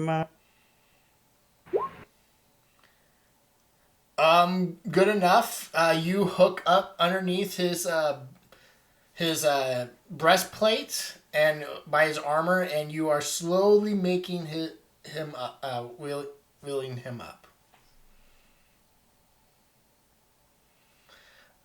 What is everybody else doing? Mason's gonna check out this wagon full of tools. All right, yeah, Mason, you go in, and it is an overturned cart, so there is a bit of mess, but you're rummaging through. Give me an investigation check.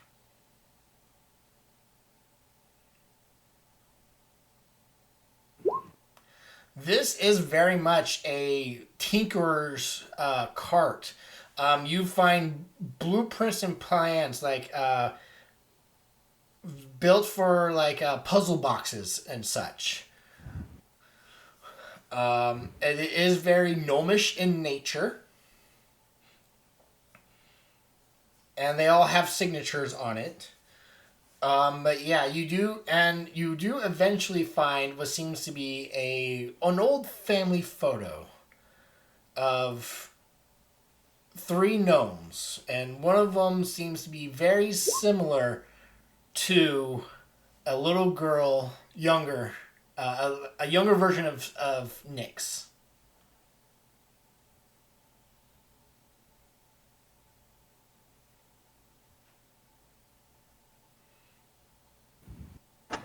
Guys, I think this might have been Nyx's family's card. That is what she mentioned. And go ahead. I don't know if I knew much about Nyx's past. Or did I? I don't think I did. There wasn't much to tell. I think she ran away from home to become an adventurer or something. I want to open up her sketchbook and see if she has any sketches of her family or anything from her childhood. Uh, Carla, would Nix have something like that in her sketchbook? At the very, very beginning, before she started her adventure, she did sketch her family. So you do see the Okay. picture of an older man, assuming is probably her dad, and then somebody who looks similar to the person in the photo of the woman, but slightly different. Because her mom had died a long time ago.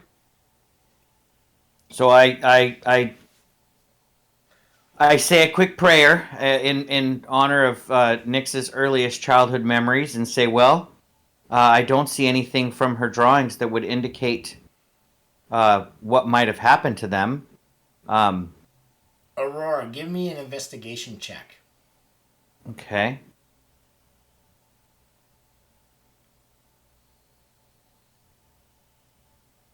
I was hoping I had an inspiration, but I do not.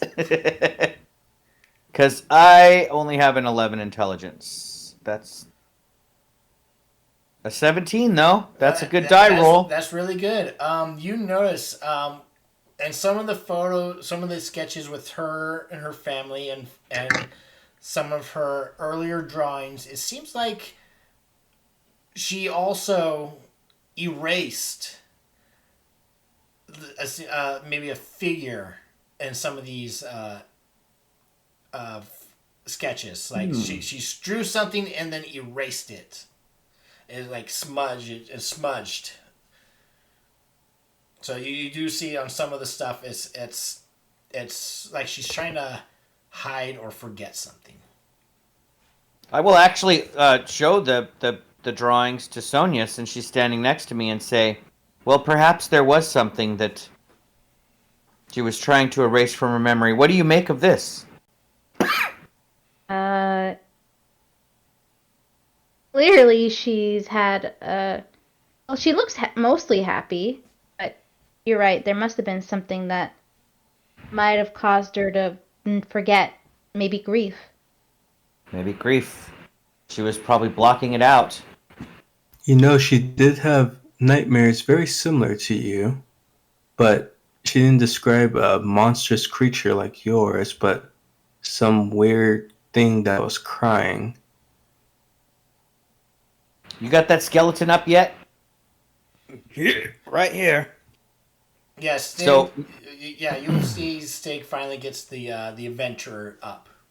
So now that it's up, is it a huge? Aurora, I finally got it up. Jesus. And it's bone. It's bone too. I'm sorry I had to say it. Is it a man-sized skeleton or a gnome-sized skeleton? It seems to be a medium-sized humanoid creature. Okay, gotcha. Gosh, I'm at a loss. I mean, I mean, there's a part of me that thinks that we might discover more at the bottom of the well, but there's another part of me that thinks that's a really bad idea. Caradwin, do you wanna send Morgan down the well? I'd rather not go. Yeah, no, I kind of agree with Morgan on this one. Not really. I have a safer thing that I can do. And I'm going to send this little guy down there, and I can see through him telepathically as well, but his range is 300 feet. Ooh, good idea. See, you're the brains. That's why you're the brains. Okay. Yeah, let's see what's at the bottom of this well. Maybe whatever killed that adventurer is something we can see down there. Could we also investigate this corpse to see if we could determine how he died? Sure. Yeah, you can give me, to determine how he died, a medicine check.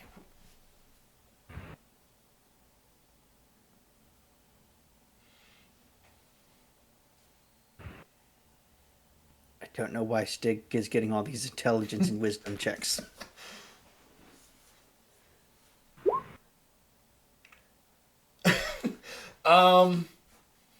You definitely can tell that he seems you know, definitely notice some broken bones, and like he was his neck has been cracked and snapped, so it seems like he was strangled and perhaps the fall also was his undoing. You all can also tell that this from his skeletal structure, this may have been an elf at one point. Well, based on the crush, based on the location of the crushed bones and the fact that they were so crushed so easily, I assume it was an elf that fell down the well. I'm gonna help. Well, wait, that thing has dark vision. Never mind. I don't need to help it. The thing that Morgan sent down into the well. I forgot that I can cast light, and I can just like cast it on a rock and toss it down there, and then we could all see. But I'm gonna let Caradwin explore first. All right. Before I. Does this armor this elf is wearing have any insignias?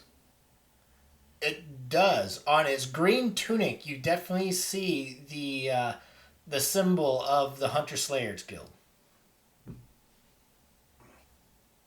Alas, poor Yorick. I knew him well. No, I didn't.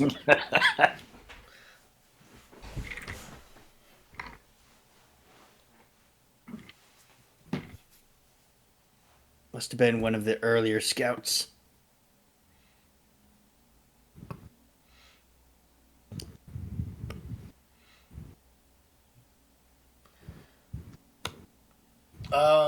Hey, Connor, can you do me a favor and post your creature? Yeah, I can do it again. I need to double check some things. So he has a range of 300 feet. He can share with me what he sees and hears telepathically. He has dark vision of 60 feet. He can only be destroyed by a dispel magic. Okay. Can he fly? I mean, he hovers. Okay. Yeah, so it's a tiny object hovering in an unoccupied space, and so he moves up to 30 feet. So you get him. turn. So you get him down there, but he can't. Since he doesn't necessarily have a fly speed, he can't fly up. But he gets down the bottom of the well, and he just looks around and sees nothing. He looks up and shrugs.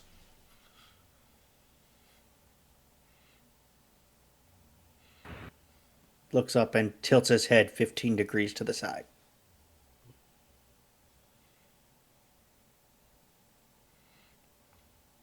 Well, I'm stumped. He can't hover his way back out.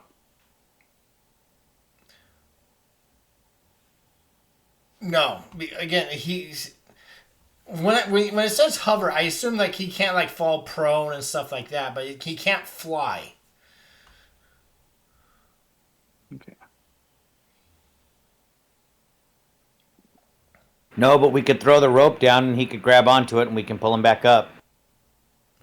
You can do that. Somebody get my little spellbook thing out of there, please. I would argue that usually things such as the Tensor's floating disc say that it hovers 10 feet above the ground and it descends. This does not say anything like that.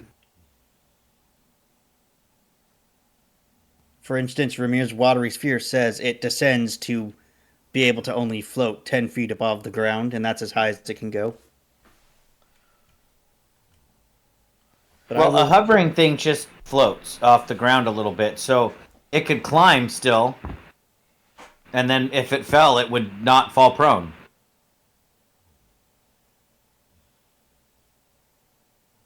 We've got 60 feet of rope. Yeah, I mean, it could even just grab onto the sides of the well and start climbing up.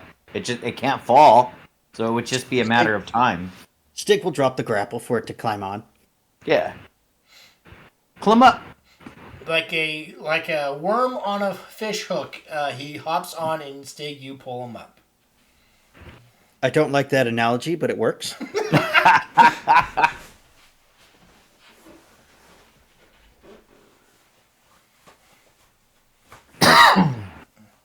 Well, I don't know how to how to make this dream come true, but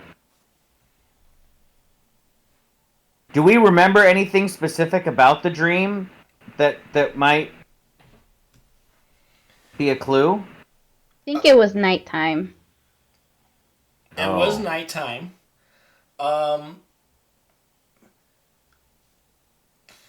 It does seem though. Give me give me an investigation check, Aurora, as you're trying to remember, trying to piece together some clues from the dream that what may or may not trigger.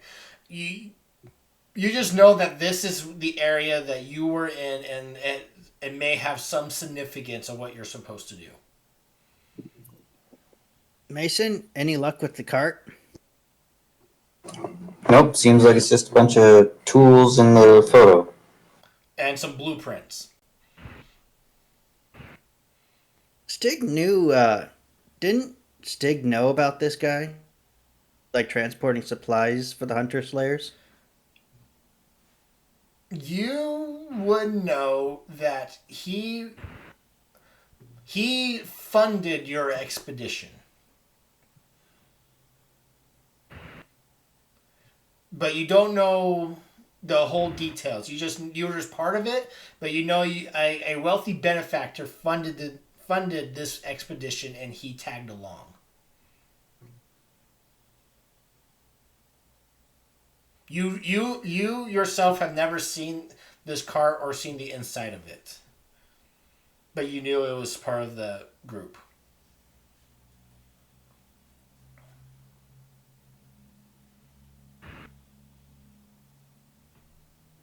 So how soon is nighttime? As you guys are discussing, trying to figure out what's going on, darkness does begin to descend, and you hear a familiar moan, and it is loud and near. And you guys look over and you see a 20-foot tall, shadowy creature walk around this house. Wait, I gotta zoom out. What house? Shit, guys. Sorry. Top 20 right. foot. Oh, there it is. I see the 20-foot tall shadowy creature. Well, I know where I'm going. Towards it?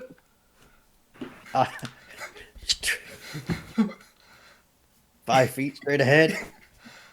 Hey! Oh my god, I can't believe you used that thing. I need to try to go wake up David. I know what it is. No, you don't.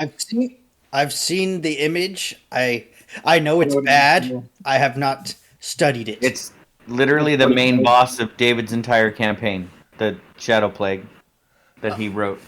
We will roll initiative, and then we'll take our quick 5-minute break. Woohoo! Let's kill it. Chris, what did I tell you in that text? You guys will be fine. So Ken, I just wanted to read what I sent to Chris when he's like, "Oh, you guys will be fine. Nothing. You won't die." I said, "You will say that. Then Ken will say we can take them. Then Sonya will drop. Stig will get charmed, and Caradwood will use her weapon of mass destruction, and boom, campaign over." Campaign over.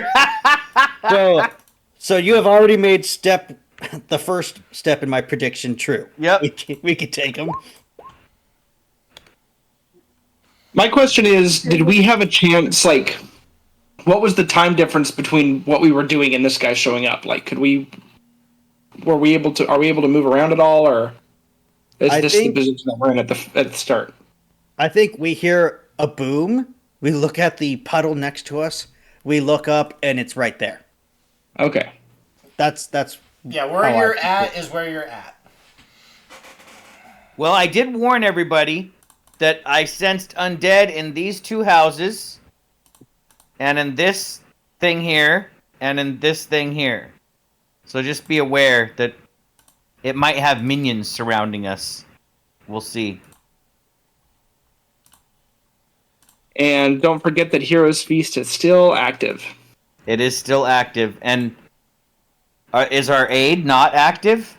Or were we recasting it throughout the day to keep it active? You would need to recast it at this point. It is now like nighttime. It is dusk. It's been more than 8 hours since this morning. Yes. Okay. So did it get Gallenberg recast? would recast it.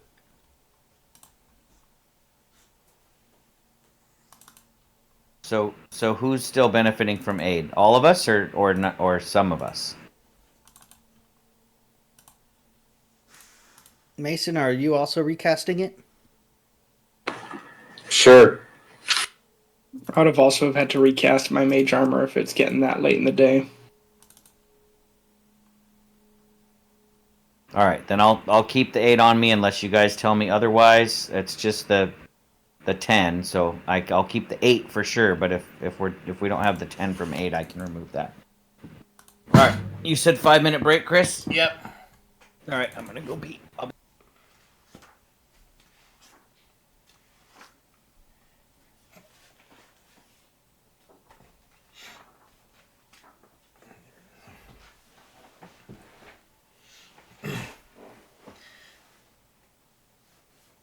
I think we're just waiting on Ken. And we're all die.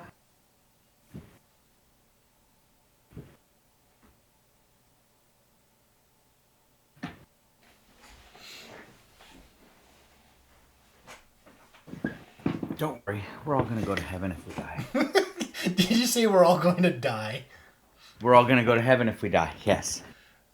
Not if this thing kills you. Nerdwin's soul belongs in hell, so no. Caradwin, if you die, you go into the ring that you're wearing. Well, okay. Everybody's back, so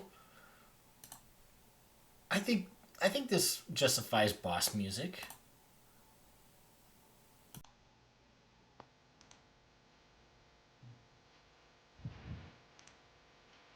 Okay, I'm ready to go now. Let's do this. All right. Before you guys see this creature around, it points and like a moaning roar at you, and it does not look friendly. It's like you have entered this territory. But before that comes out a sliding along the ground a shadow. 30, 30, and it runs up, and it's like slithers along the ground and comes up right up to you, Caradwin, but it had a double move to get to you. ooh. Oh, sliding along the ground? It's creepy.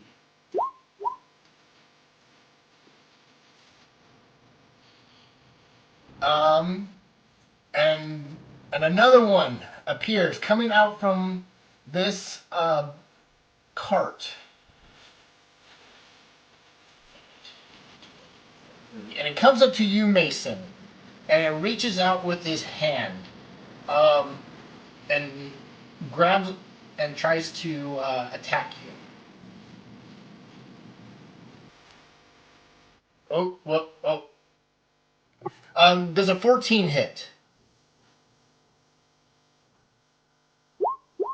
Okay, I forgot it was to me by accident. So you see it coming, but you are able to dodge out of the way before it is able to wrap his hands around you.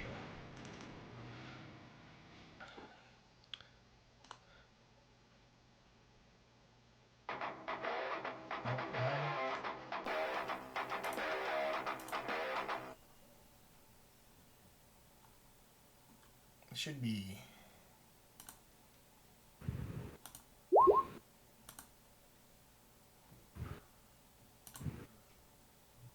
Oh, yeah, it should be on shuffle. All right. Another one comes out. from a house up above.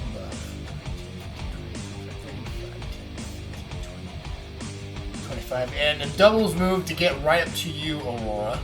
Oh!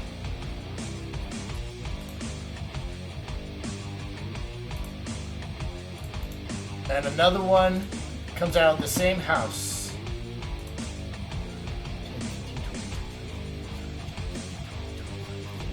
And it gets there. It has to double move. Sonia! Do this. First thing Sonia's gonna do is cast Spirit Guardians. Because I have a feeling there's gonna be more coming soon. Alright.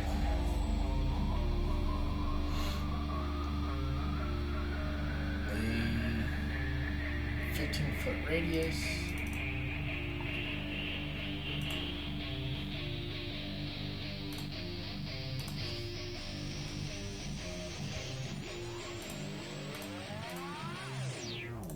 Alright. You see floating around, like these orbs of like lightning just kind of shifting about. Nice. Alright. So these two that start is when they. Here you go. I posted it.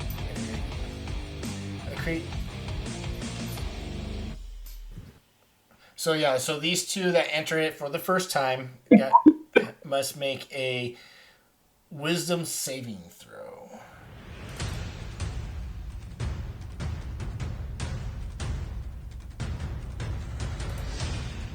One, two, both fail.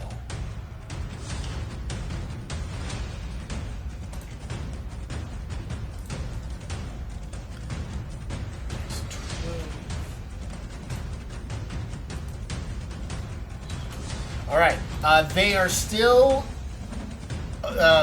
alive, but they do not look well off at all.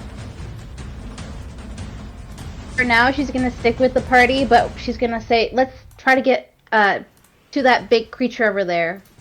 That's the end of her turn. All right, We must banish the evil. Gallenford. Gallenford's gonna raise his sword to his face as he starts casting mirror image on himself, repeating all for one and one for all, all for one and one for all.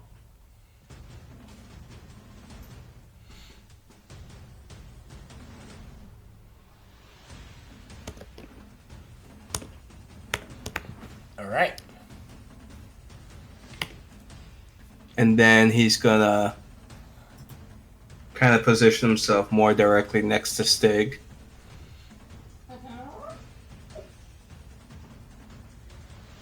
Watch my back, I'll watch yours. Just try to keep up. I should be saying that to you.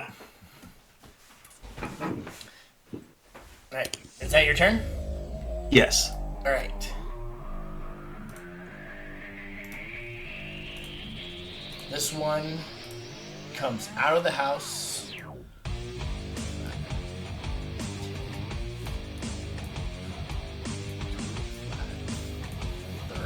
God damn it, Caslin. Okay, he has to double move to get to Caslin.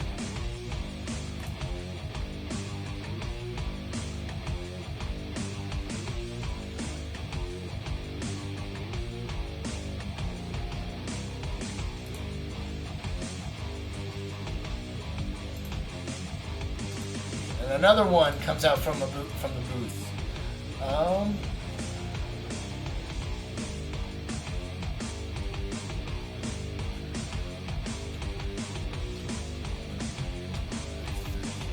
I think Kaslin's initiative didn't go in. Oh, what's his initiative? 20.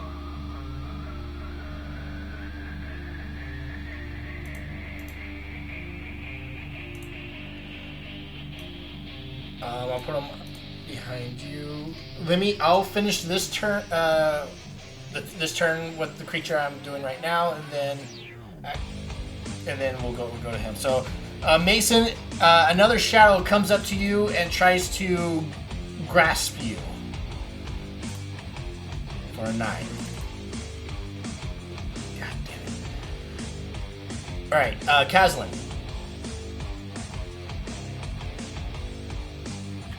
Kazlin. This thing is right up on him. Is going to shoot at disadvantage 3 times at this thing that came up on him.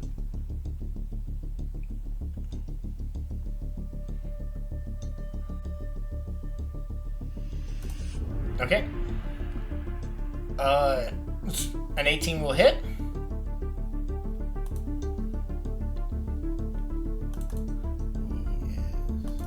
He will take the 8. And here's the second. That will miss. And here's the third. And if I remember correctly,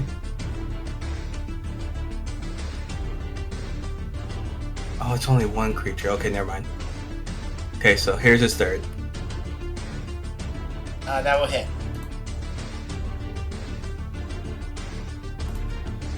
It dissipates.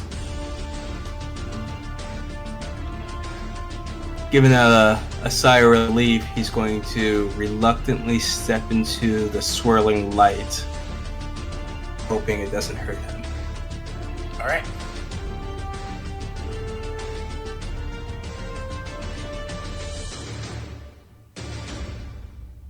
And that's his turn. Alright.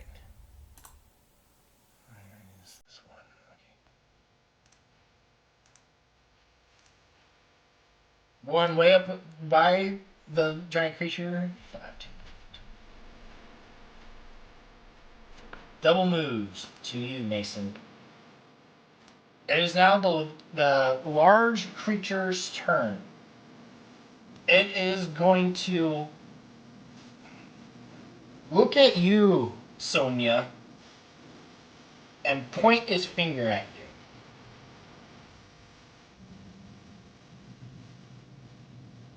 Oh, I hope this works.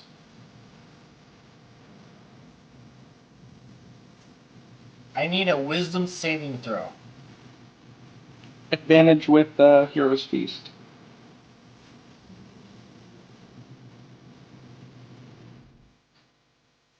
Hold on, there might be another benefit to that. Oh, well, it doesn't matter. Alright, so. It's also saving from the damage. Let me see if any of my auras will help. I'm going to throw them up real quick. Because you're in those auras. So you get to add a +4 to the saving throw as well. You can't be charmed, and you can't be frightened.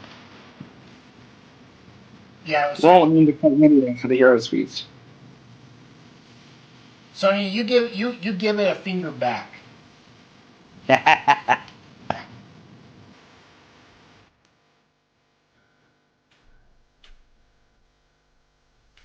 So, given that, Chris, I was curious.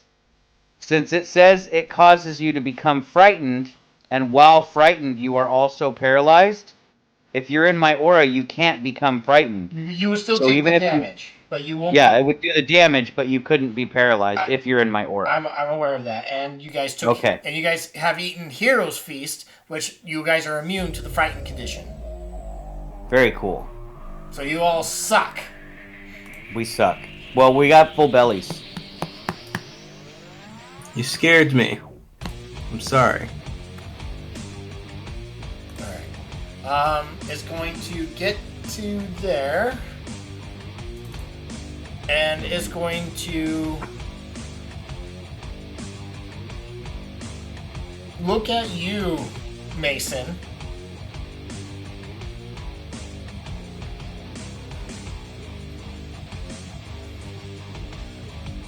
This is weird, and it there's a 16 hit. This is a weird attack.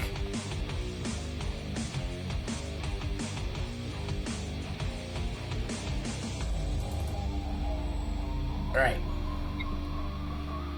By the way, I don't think this is from the monster manual. No, I thought it was, but I was wrong. This is the only one that's not from the monster manual. So you lied to me. It's in one of the monster manuals. I think it's in Volo's. As in Guide to Mordekainen's. Yeah.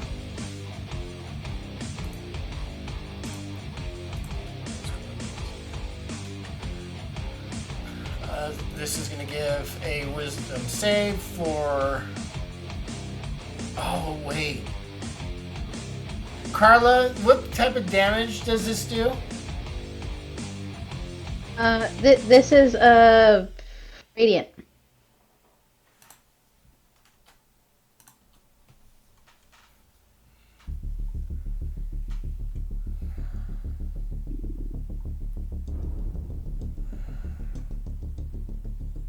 Oh, shit.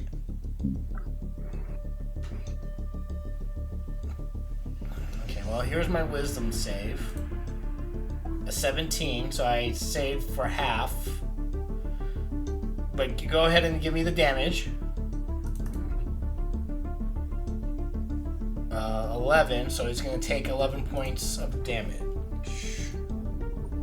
Because he saved for half, but he's vulnerable to radiant, so he takes the full points.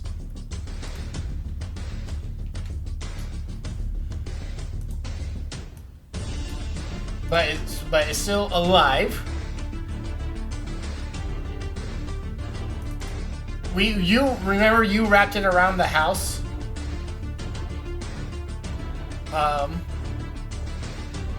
And Aurora, you're going to be attacked by this shadow. God damn it.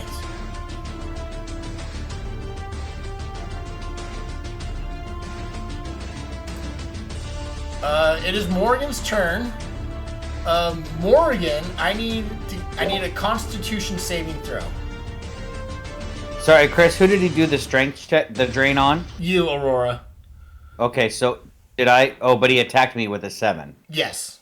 Okay, that doesn't hit. Okay, gotcha. You failed, Morgan. So you're going to take... I have a shadow next to me. 14 points of necrotic damage, and I have advantage on attack rolls against you until the start of your next turn.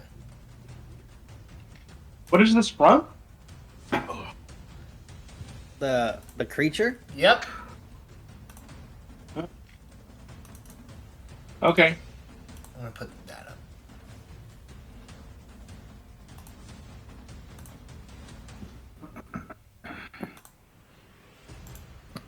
Since it is now revealed.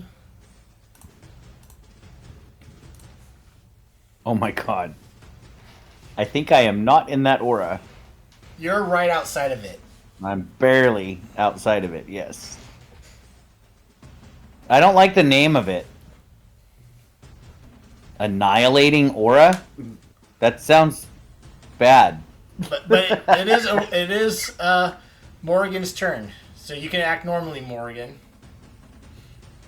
Morgan is going to use their spellcasting to turn invisible. And not die. So Morgan's going to go invisible and then fly just kind of up and out of the aura. I'm going to put Morgan at, what's their fly speed? 50. So I'm going to put Morgan at 30 feet up. Okay.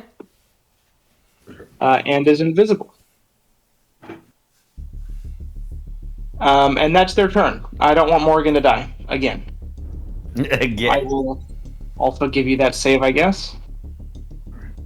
What for? Because I'm in the aura? You're out of the aura. You started your turn in the aura. No, Kara do it now. Oh. Well, hold on. It's not your turn yet, Caradwin. Oh, okay, never mind. Unseen creatures are moving. Okay. Taking naps today, and she's like, "Oh, I'm gonna go out." God. And she went to the gym for an hour. I went for. God damn it, Sonia, you. She's got the energy of a 20-year-old. Oh, Okay. I need a. I'm not. oh, So wisdom save. I made a comment. 6. Sonia, go ahead and roll damage for your spirit guardians.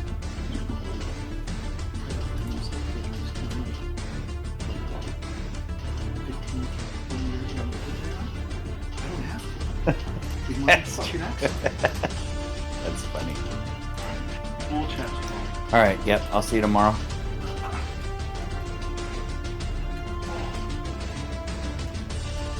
Okay, double moves to get to you, Caradwin.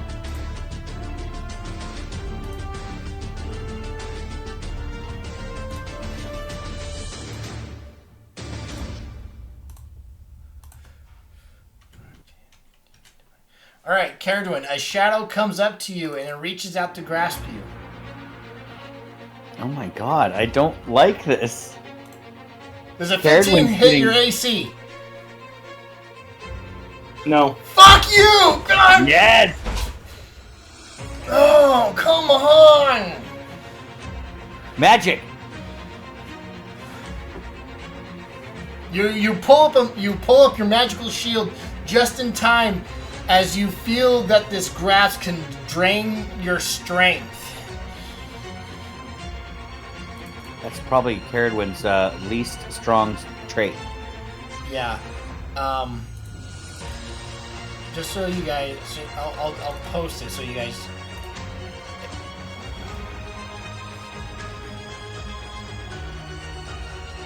Ouch. So Caradwin, it could kill you in 2 hits, and then you're just dead. You become a shadow. All right, Caradwin. Now you can give me a Constitution saving throw for. No, Ken. It says if a non-evil humanoid dies, they become a shadow creature. Oh, that's right. Caradwin's evil, so this won't affect you at all. Caradwin, you failed. So you're gonna take 46 necrotic damage. Yeah, because that aura is badass. You take 15 points of necrotic damage. 15. Ooh, that wipes through Hero's Feast and Aid. And I have advantage on attack rolls against you. Oh no. Okay. Oops, that's not what I wanted. Hold on. Retry. I'm gonna do this, so that way it lingers for a second. Here, here, here, here. I'm gonna cast Wall of Fire, but change the damage to Radiant on that line. So everything, let me post the spell too so you guys can read the description. I believe that when it appears, it is...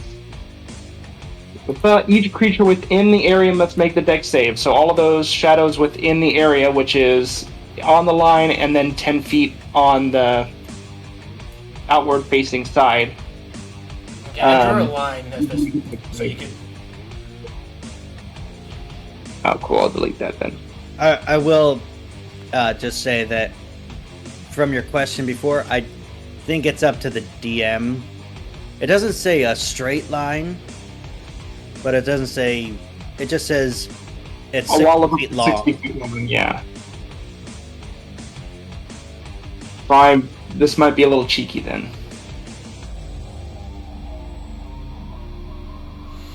Alright, so. God damn it. So. See, I knew I should have made this more difficult. Well, I think because it can be a ringed wall, I think the wall can take a different shape, but it might just be circle or line. I don't know. That's a good interpretive question. Okay, But so you create a wall of fire solid up to 60 feet.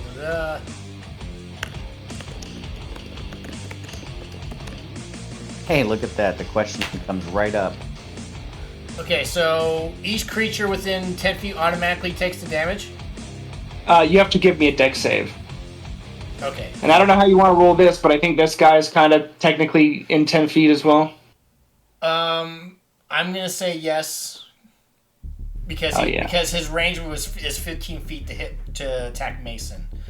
So I'm gonna do all the shadows first. So I'm gonna make 1, 2, 3, 4, 5, 7 shadow rolls for Dex. He's radiant damage. I rolled a 25 on damage on the thing just above. It's DC 16. Was half of 25. 12 or 13, depending on if you're rounding up or down. It's always round. Down. Down. Okay. The 12. 1, 2, 3, 4, 5. Okay. So DC. 2 succeed. So, okay. I'm gonna start off. Dead. 12. Oh, wait. You said it was radiant?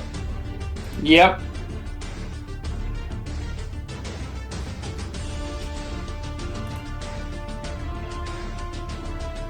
That's my fun Order of Scribes thing. I can change the damage of my spells. Oh, wait.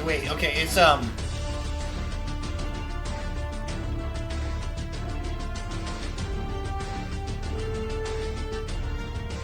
So those who've saved take the 20, take 20, yeah, they're dead. Take 24, yeah.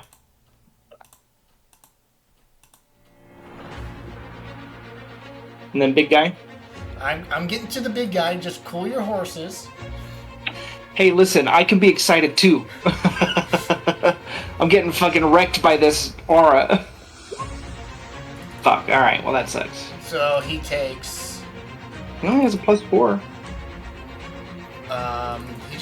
he just takes 12. Yeah. Alright. And then I'm going to use my movement to move 5, 10, 15, 20, 25, 30 to here. To get out of his range a little bit. And to be within the fucking Paladin aura. I will also turn to Aurora and say, when you mean banish the evil, do you mean literally? Because I can do that. Kind of. Oh shit. I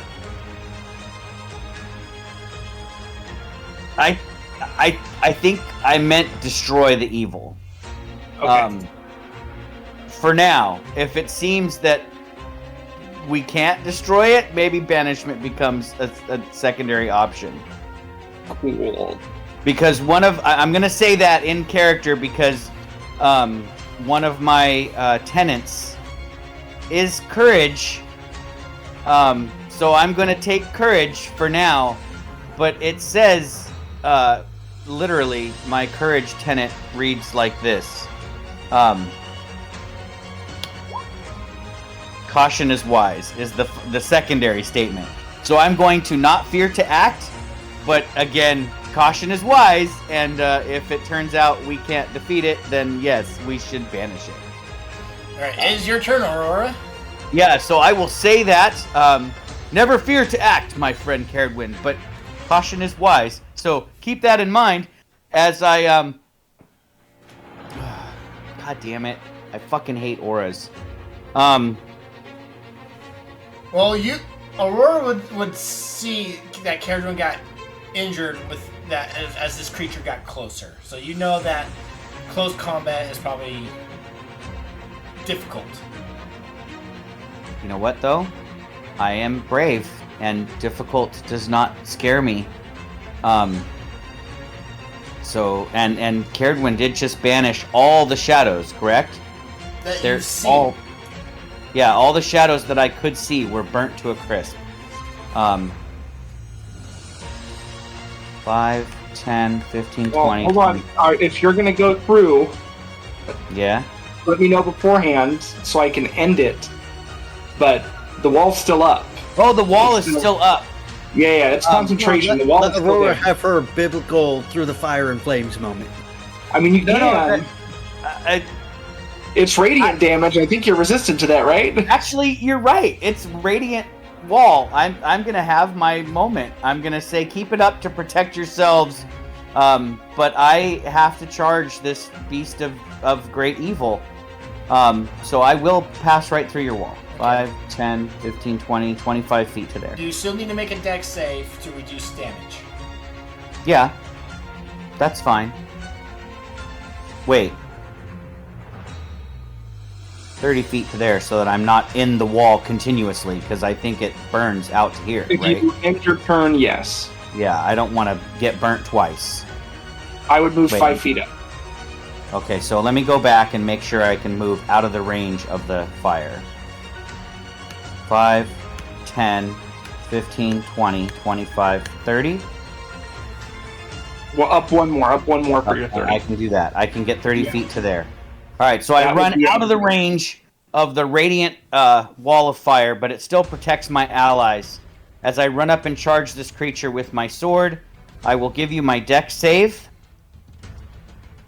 Oh my god. I rolled a 7. I'll just let you know, Caradwin, Stig's gonna follow her through. Okay. Well, you're going to take 14 damage, Ken. 14 damage. So Aurora comes out almost like that scene in one of the final episode of Castlevania where she jumps out of the fire into the fray. That's right. And then I will. I'm gonna frickin' go Hoss on this thing. I was thinking about casting, Turn Undead, but Caradwin did that for me. It destroyed all the undead that I could see at the time. So I am instead. Did I unprepare all of those? I think I might have. Oh, you're lucky, Chris. So smites? I unprepared all my smites in favor of the aid spells for the party instead. So I can do my regular paladin smite, but I was going to charge up with like an extra smite. But no, I will just no, that's not a bonus action. That's a full action. I'm going to just attack this round, and I will see how I do. Okay. Yeah.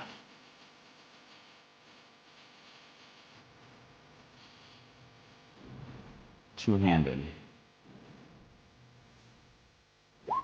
A 17 to hit it? A 17 will hit.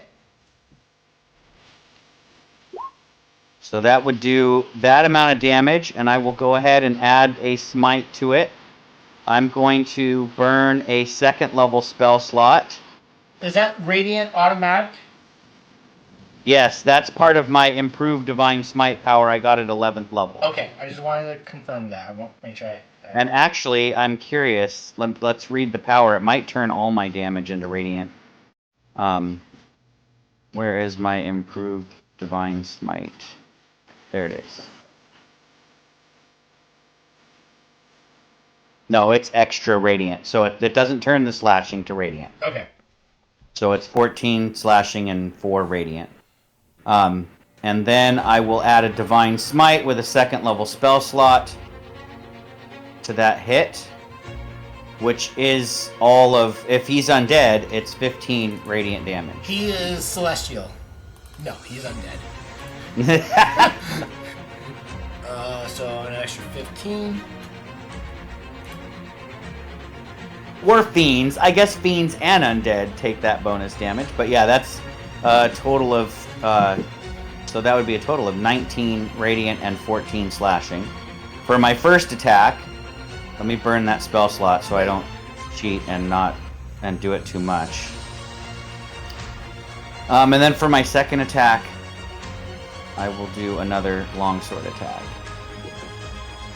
Oh, fuck. What did I roll? A 2? An 11 will unfortunately miss. Yeah, no, I rolled a 2. I probably should miss on a fucking 2.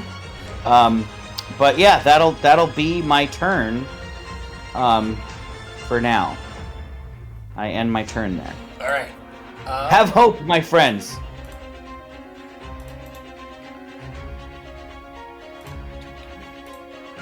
Actually, wait, is this a bonus action? Hold on. It is! I'm gonna cast a spell. Okay, go at for the it. end of my turn. Because I'm scared. I'm gonna do that. Are you casting it upon yourself? Yes. Okay. Oh, wait. No, never mind. I don't do that. Because the damage from your aura is just gonna kill my spell anyway, because it's concentration, so never mind. Okay. That would be a 1-round waste of a spell slot. But it looks like I hurt him. Look, guys. A little bit of hurt here. And I wanted you guys to see his health just to You can imagine it. Yeah, no, I nicked him. Come on, Stig, let's kill him. We'll tag team him. Oh shit! I would, More but there's so shadows? many shadows. Aurora, a shadow comes up to you and tries to attack you All right, for an 18. that will miss. I have a 20 armor class. You have a shield, right? No, I have 20 with plate mail, my cloak of protection, and my Oh. defense fighting style. Okay.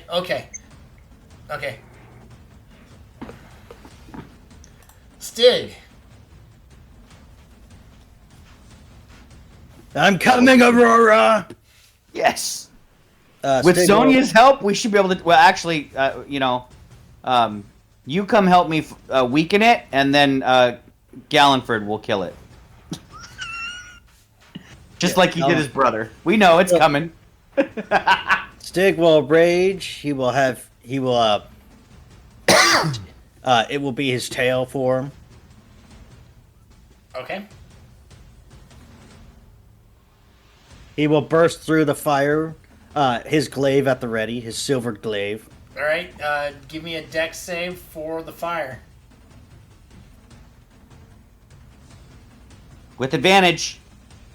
Or if you're a barbarian, right? Because dex saves are advantage as a barbarian. If you Danger can see sense. this thing. Thank you, Aurora. You're welcome. Always looking out for me. Damn it! You take I was hoping. 27 points of radiant damage. Stig not concerned about radiant damage. You want me to stop it? Are you gonna drop I it, didn't- Aurora? I mean, Possibly. Caradwin?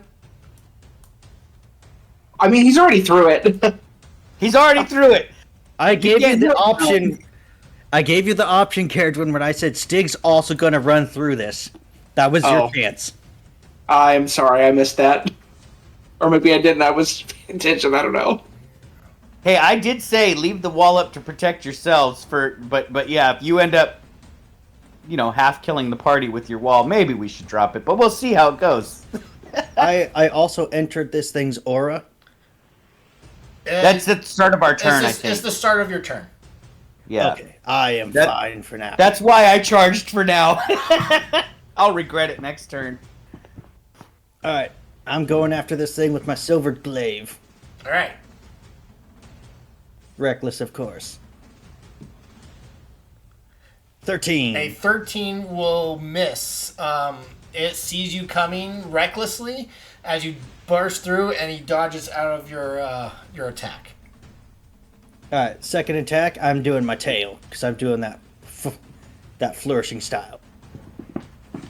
23 against tail. A 23 will hit. 8 slashing. I got a question. Is your tail magical damage? Yes, it is actually.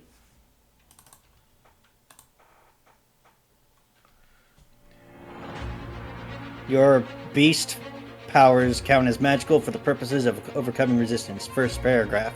Okay. I really love the line first paragraph like it's a legal defense. All right. Barbarian subclass beast paragraph 1. I will then action surge, and I will give you the glaive and then the tail again. Okay. There we go. Oh, now that's a lot of damage. That's a lot of damage. Now I will say that my glaive is not magical; it's just silvered. Okay. It is going to resist half of that.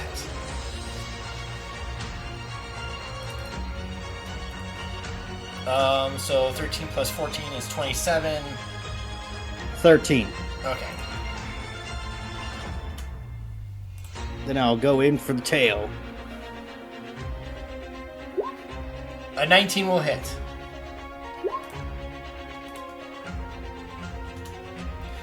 So you find a critical weak point into this creature as you rage in. You strike with your glaive, but it doesn't sink as deep as you would have hoped, so you follow up with your tail and smack it. I will growl in frustration that my signature weapon is not sufficient.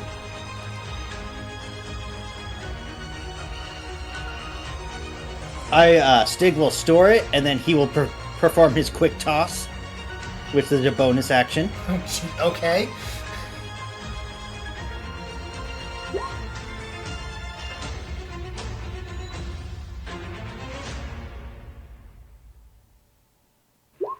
Uh, 23 will hit.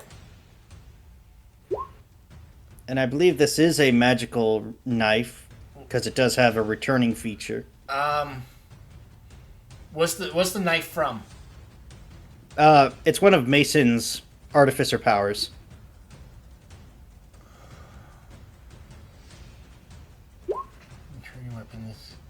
Okay, this magic weapon. Okay, that's what okay. So, minus 12.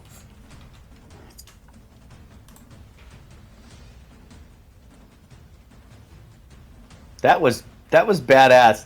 I mean, you missed once, but I don't care. You came in and just beat on this thing with tail, glaive, and a quick throwing knife. Stig has a pretty strong starting. That's pretty awesome. All right. That is what he can do. All right. It is now this creature's turn.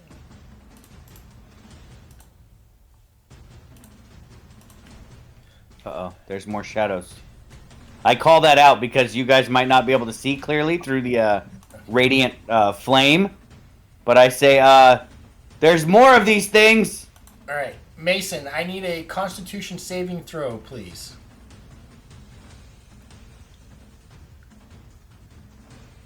I do not have the boots. I thought that was... I gave them to someone. Maybe Carolyn had them. I think it's Caradwin.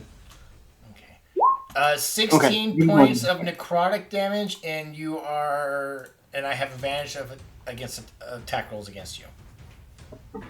Okay, there goes my ward and most of my temporary hit points.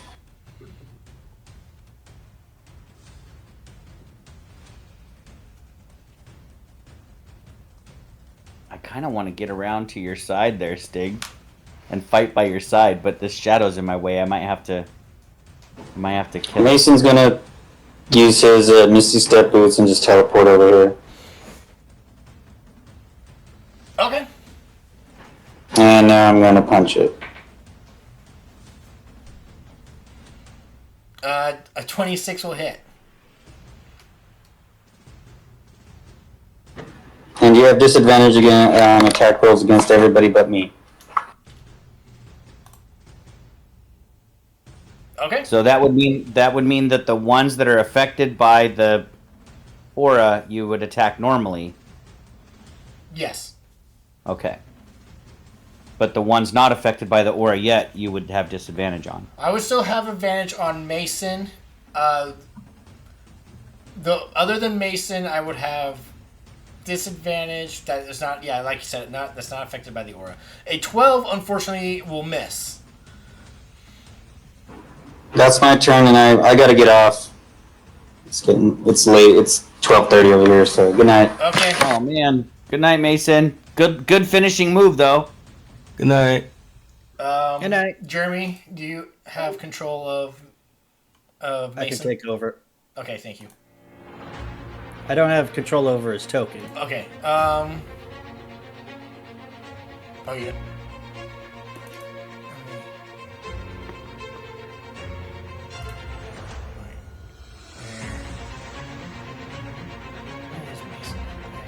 Oh, okay.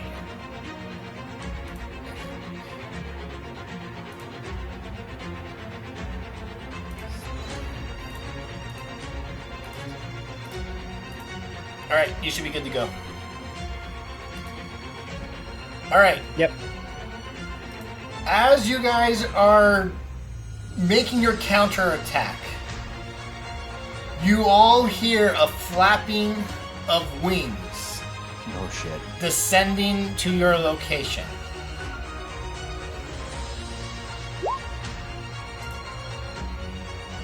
We've called in air support. And Carradine, you look up and it's like in the Lord of the Rings. Beauregard is here. Beauregard is here. That's all. And Beauregard will I bet he's not affected by the aura because he's undead, huh? We'll see. He does look a bit buffer. Oh, I thought this was Beauregard.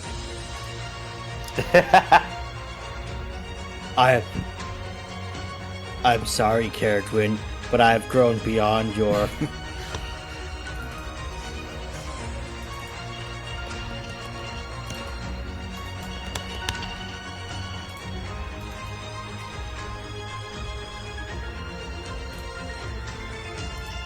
Alright. So Beauregard has now to roll initiative. I'm just going to say right now we have yet to discern which side Beauregard is on.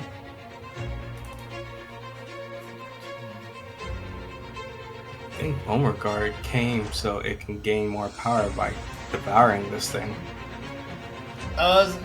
Sonia, it is your turn, and I need a Constitution saving throw because you are in its aura. Oh, that is cool. I looked That's at a cool Carradine, image of is Beauregard, that right? a friend? I've never met this one before. We have not. Yeah. This is confusing. It's okay, guys. It's my horse. Shit, of course it is. I have a license for him. You can see he's got the right serial number on his backside.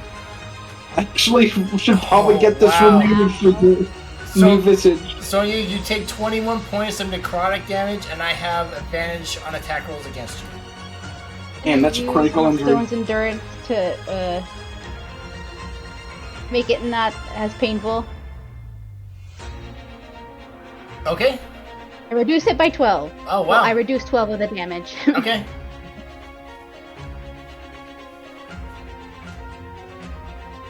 So 9. You take 9 points of damage, necrotic. But I still have advantage of attack rolls against you. Yep. Well, Yep, got it. And then I think Well- you have to roll to make sure if I keep up Spirit Guardians. yes. Yeah. I need a con save, please. DC 10. It's gone. No! Bye bye, Spirit Guardians. Okay. Feeling And a you little have- bit naked now that it's gone.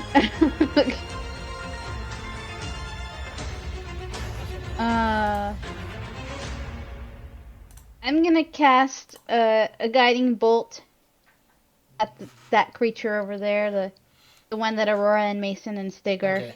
battling. Oh, Aurora. Well, I mean, Carradine, how tall is your flame? 20 feet high. Okay, this Oh. and then the creature's 20 feet high. Yeah, but we must be able to see through it. The fire.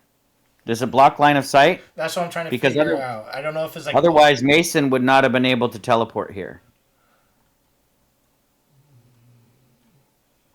I think you have to Misty Step to a space you can see. Well, Does not describe any. The wall is opaque and lasts for the duration. Oh, Yeah, opaque last means sentence, not- first paragraph for your. I mean, if Mason would have needed it down, I could drop it when it's his turn. Mason climbed to the top of this carriage.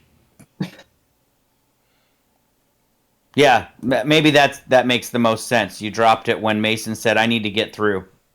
Okay. Yeah. Okay. That doesn't we don't have to retcon anything that way. Yeah, because nobody took any additional damage. Right. Okay. Then I'll just do a guiding bolt.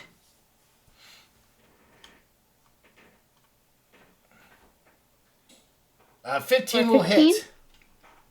Oh, thank Okay. goodness. Or a second level. Or that amount.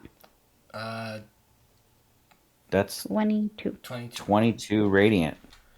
All right, and guiding bolt is the next attack roll's advantage, right? Yes. Oh, why does it say save DC 12? It should be a 16. I'll fix that. Oh, I have to make a spell. I have to make a saving throw. No, it's not a save. It's an attack roll. Oh, yeah, that's weird why it says that, but okay. Never mind then. Yeah. Okay. And then because that thing is hurting me, I'm gonna go down here.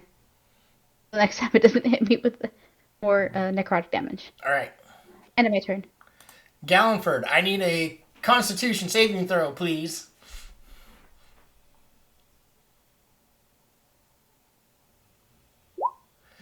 You failed.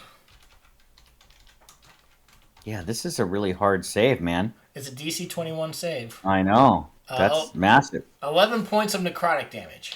And I have advantage against you.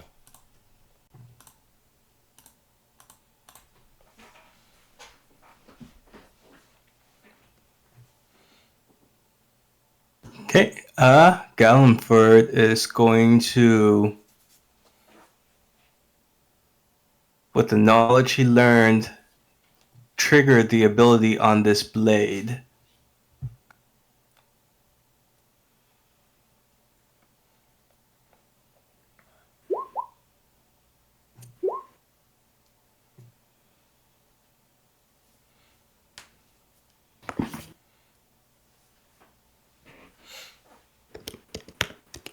And that cost me my action, so I think I can only attack once on this turn because of the haste.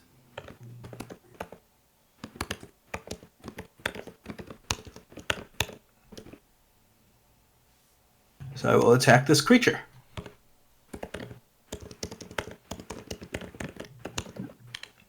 Okay. Hit. It is still alive. And then I back up to guard Sonya. And I do have mobile in case I was going to try and attack. Okay, never mind then.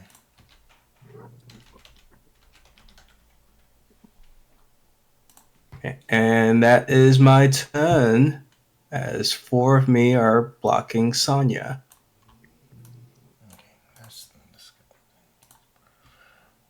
All right. I need Coslin to give me a Constitution saving throw.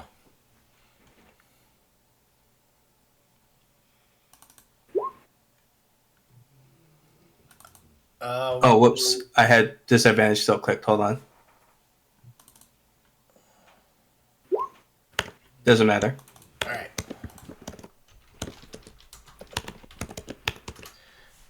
11 points of necrotic damage. And I have advantage.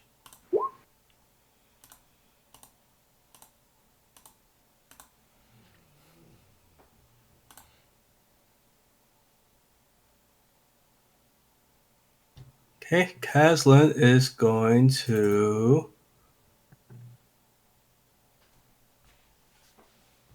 fire at the big guy.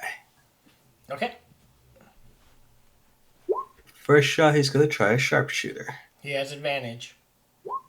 Oh. Oh, that's right, because of guiding bolt.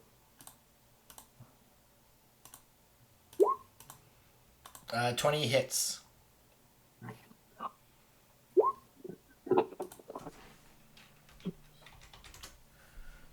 And he is going to mark the creature since he was able to strike it, so it becomes his favorite foe. And he will shoot his second shot.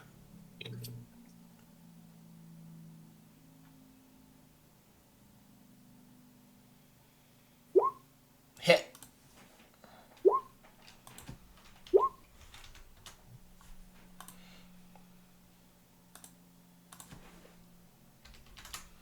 All right. And then he's going to move out of this energy that is hurting him.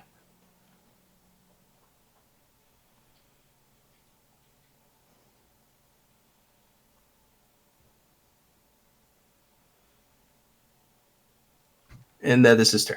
All right. I gotta see if his ability recharges. 6. It does not. So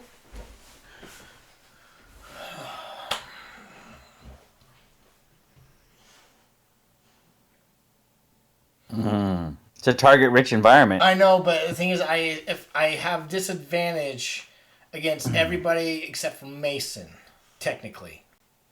Well, you have disadvantage against me. You attack Stig normally, and you have regular or advantage on advantage on Mason. Yeah. Yeah. I just picture up the Fallout visor where it's just like 33%, 50%. Oh, VATS. Yeah. 70%. Also, there's bone regard, and that's probably like 90%. You know what?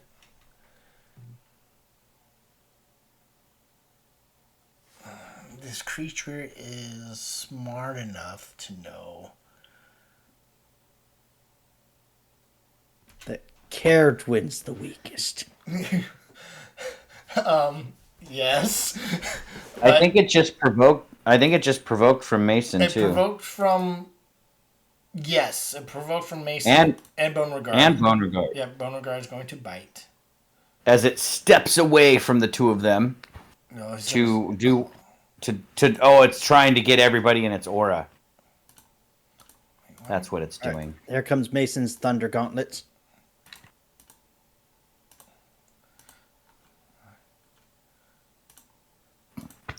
I don't think a 12 hits.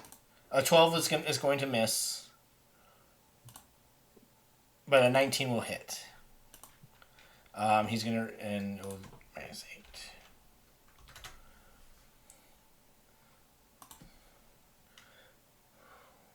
Now you want to step away from me, right? I'm going to.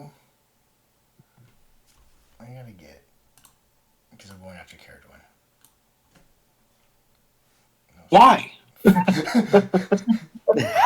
What? It's fine. Literally, Caradwin throws up her hands and says, You "Why? attack Why me me?" normal. You attack Mason at advantage. Caradwin, do an insight check. You know this creature. It's the one that you've been summoning every time. Oh, you just provoked from me. Yep. All right, DM. Good luck. You haven't provoked for me just yet. 19? Hit. I'm going to use a 3rd level spell to smite it. So let me take that spell slot away, and we'll do some damage. That will do 14 plus 2 radiant. So that's 16. Plus another 24 radiant. That's 30 points. Hold on.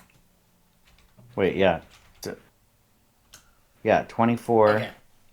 plus 2 is 26 radiant. It's 16 plus 24, which is 40. 40. Yeah. 40 damage total. Ouch! To the demon. Now you provoked from Stig. Damn, he's risking it all to go after Caradwin. To attack me at normal when he could have at advantage. Well, Mason's hard to hit. Okay. It's the shield versus defender thing. I need to attack. Are you going to attack Stig? Yes, but I'm questioning. I did recklessly attack, but I don't know if I get advantage on opportunity attacks. You do. Until the start of your next turn, all of your attacks are at advantage. Because basically, reckless lasts until you decide to be reckless or not again. Okay, I have looked this one up for Sojin when I played my other barbarian. Okay, I just wanted to be sure because I thought there was a part where it says like this only takes effect on your turn. But if you've thoroughly looked it up, I'm not going to complain. I have, and I mean it still does also mean that all attacks against you also have advantage. But yeah, you can't go unreckless after you've declared to be reckless until the start of your next turn. A 15 will hit. Yes. Whack him with your tail. Yeah, and I don't. If you just confirming that this is like alien queen tail. All right. I described it as a black second spine that has a Well, Caradwin, 10-foot reach. I'm gonna say this: it took some punishment to be able to get close to you. All right. You have 2 attacks coming your way, Caradwin, as it's going to do an innervating focus. I don't. It's the weirdest. Oh, you gotta be fucking kidding me. Oh Jesus! That is 1,000% deserved for coming after the wizard. God, this feels like when you guys fought Castanamir. Sorry, Chris. Crap! Okie dokie. Oh. Sorry, Caradwin, but my tattoo only protects me. Yeah, my armor only protects me too. But hey, I can help you if you die. So 5d8 plus 6. So 8 times 5 is 40. 40. 46 plus 23 is 69. Nice. Wait, where are you getting 46 from? It's a crit. It's a crit. 5d8. Yeah, but 5 times 8 is 40, so where's the 6? It's 48 plus 6. 5. Oh, 5d8 plus 6. It's 23. It's 40 plus 23. 40. So it's 63 damage. It's 63 damage. Okay, I need a Constitution saving throw. So not as nice. Your hit points are reduced by 63 points of damage. Your max Yes. hit points. So technically, Caradwin, you're still at full health. God, that's freaking karma. I deserve that. That's karma. If I didn't miss, I would be fully dead, yes. yes, and you know what sucks? I'll share it. I can't revive. That's why you asked about the wish spell, I'm sure. Oh shit! So me preparing Revivify would not have helped. But I would have burnt my diamond trying. God damn it! I was so close! Don't worry, Caradwin. You're perfectly fine. You're at max health. It's just your skin feels like a ripe tomato. What's going to happen is at the start of my turn, I'm just going to die. There's no savior for me because I'm going to take the damage. I'm just going to die outright on my next turn. Morgan, it is your turn. Morgan's in the air. I don't think Morgan can do anything. How high is Morgan? 30 feet. The aura is 30 feet. I would.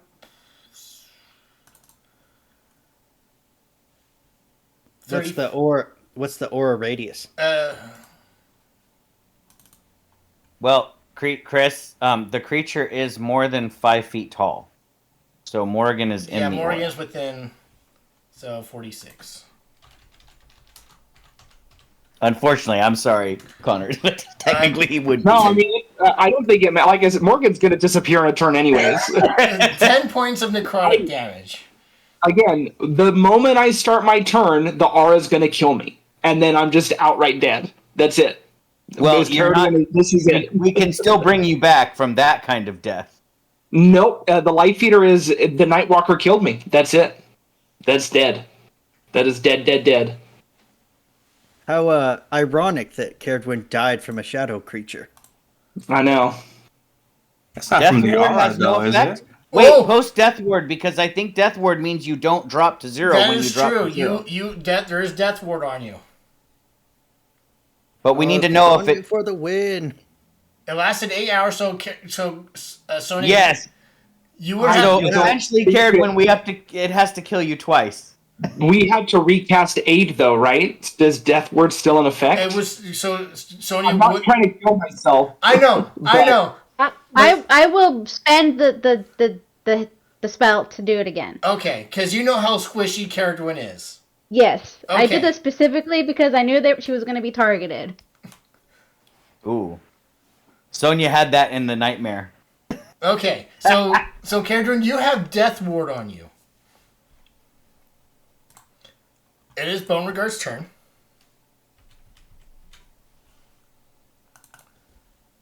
Beauregard is going to claw at this creature. Oh, I thought Beauregard was going to go and consume Caradwin for her power. 14 is the magic number. So that is 7.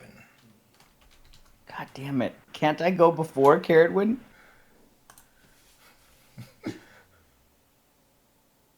Caradwin, I need a Constitution saving throw. Okay, you're going to take 4d6. You have 14 hit points, right? Mm-hmm. What's the 13. You're still alive. That is incredible. So you have your turn, Caradwin.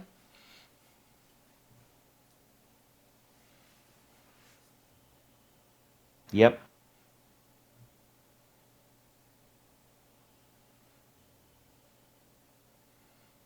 This fucking sucks. I don't know what to do. I will call out to you. You know what you have to do. You just don't want to do it. I will call out to you. Don't run away from me. I can help you. Or come to me.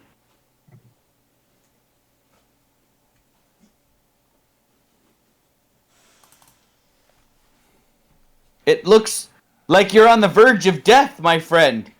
I will provide you aid. I don't know which spell to cast. It's got long arms. Be cautious.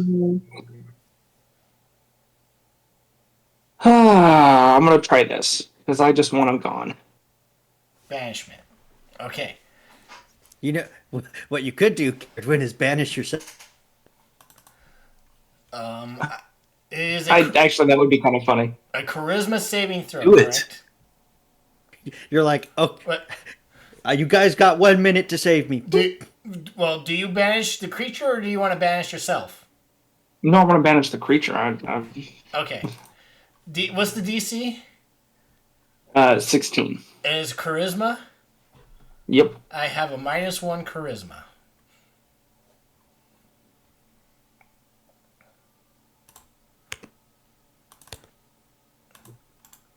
Peace out. There you go, Aurora. I banished your evil. For 10 rounds, for 1 minute. I call out to you. Where'd it go? Actually, I probably saw what you did. You cast a powerful spell, and it disappeared in a flash of light. Never mind. That's a dumb question. I'm not that stupid. I know what happened. Is it gone for good? For a minute. And then I'm going to move. 5, 10, 15, 20, 25, 30. Oh. Morgan would stay in. I told you to come to me. You have a shadow there, dude. I'm not risking it. God damn it. Can I make it to you? The moment I go near you... Are you more than 35 feet away from me? Or 30? Shit. Yeah, god damn it. You dumb wizard! Is that your turn, Caradwin? Okay, Aurora, I can get her from where I'm at. Alright, I'm thank not you. getting close to anything that could kill me. I was literally Aurora, you are too close to a shadow for me to risk it. I was gonna heal you to full, which is what, 14? Caradwin, be careful. You don't want to trip on a rock and die. I know. I mean, I did tell you that there were still in initiative, Aurora. There were undead things in there. Alright, so I see that Caradwin has taken cover behind the cart. Sonia called out that she's got him. She's got her. And I don't have to worry anymore. So I will say, well then, Stig and Mason, let's banish these shadows as well. And I will attack a shadow. Okay. Stig will go, screw that, let's just kill him. For a 15? 15 will hit. It will take... Jesus Christ. What did I roll? 1? Yeah. It takes 8 points of damage. Is vulnerable to radiant, so 10. So it takes 12. 12. No, sorry, 10. You're right, 10. 2 and 2 is 4, plus 6 is 10. Okay, is still Undead, still alive. Ugh. All right, I'll waste my second attack on this dumb thing because I scratched it. Does a 12 hit it? A 12 is the magic number on the shadows. Oh, thank God. So now it takes 20 points. Okay. As I banish the shadow, I will call out, "Where did you send it?" And I will move. I'm gonna Question. move over to 5. Oh, why am I not moving? Sorry. 5, 10, 15, 20, 20 to here to get next to Stig. And right. end my turn there. All right. This shadow is going to go up to Gallenford and try to attack him. For 20. Miss. A 20 misses? I'm hasted. What's your AC with haste? 21. Fine then. Stig. I'm going to give this guy two hits with the tail. Okay. Stig, it looks like Caradwin took quite a beating, but Sonya said she's got her.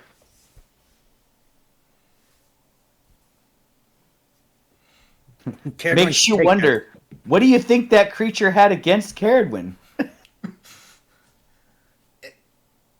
I assume a 27 will hit. Yeah, that's a crit. Oh my God.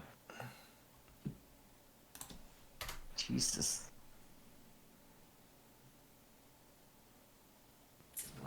Whatever it is, she'll probably blame me for it.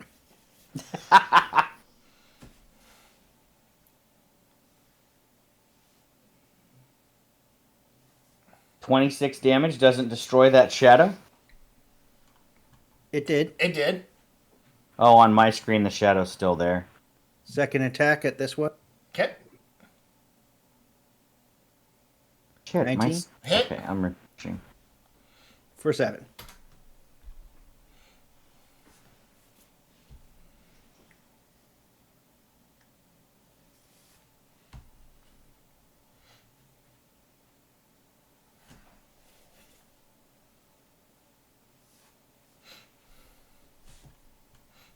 All right. Is that your turn, Stig?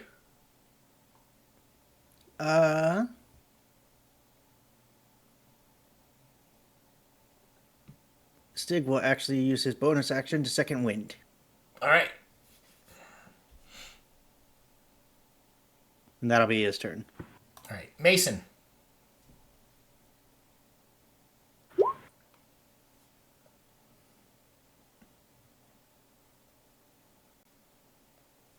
One second.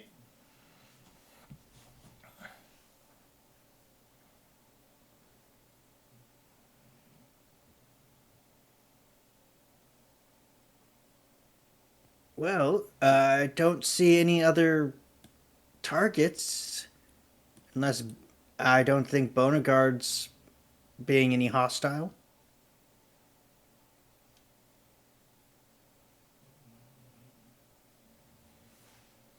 So I guess Mason will just take the dodge action for now. Okay. Sonya.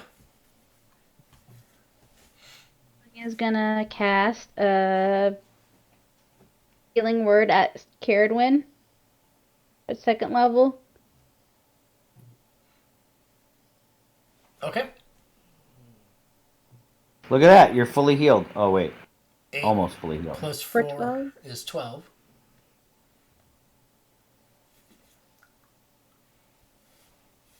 And I'm just gonna stay where I'm at, and I'm like, do we just wait for it to come back? Yes. If you Okay. actually drop it ahead of time while I'm still moving fast, we might be able to finish it off quick. It is your turn, Gallenford. I think Caradwin's thinking about it. Readying my action to strike the thing when it appears, hoping Caradwin. Actually, I'm going to turn over and I'll just call out, Caradwin, move away, and then let it reappear so we can just pounce on it. That's the plan. So Yeah, I'll but you want to time it so myself that to attack when it reappears. you want to time it so that Gallenford doesn't go lethargic when you bring it back. I don't know how long Gallenford's been hasted. It's only been one turn. Yeah. Oh, well then we're good. All right. So that's your. Is that wait? So do you drop it now, Caradwin, or No. okay? No, I'm assuming she'll drop it after she So moves next Galford, time. what are you doing for?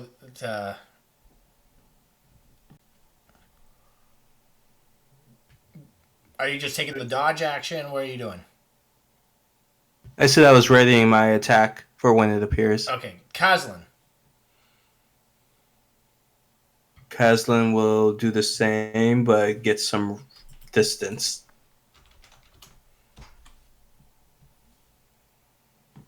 Oh yeah, your good call. That would go away because it only lasts until the start of its next turn. Yeah, at the start of your turn. Yeah. Is that the advantage thing? Yes. Yeah, the skull. At the start of your turn, it would go away.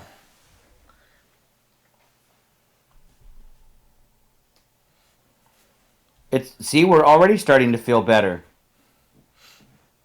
All right. So Kazlan, you prepare your turn to attack. Yeah. All right. Morgan.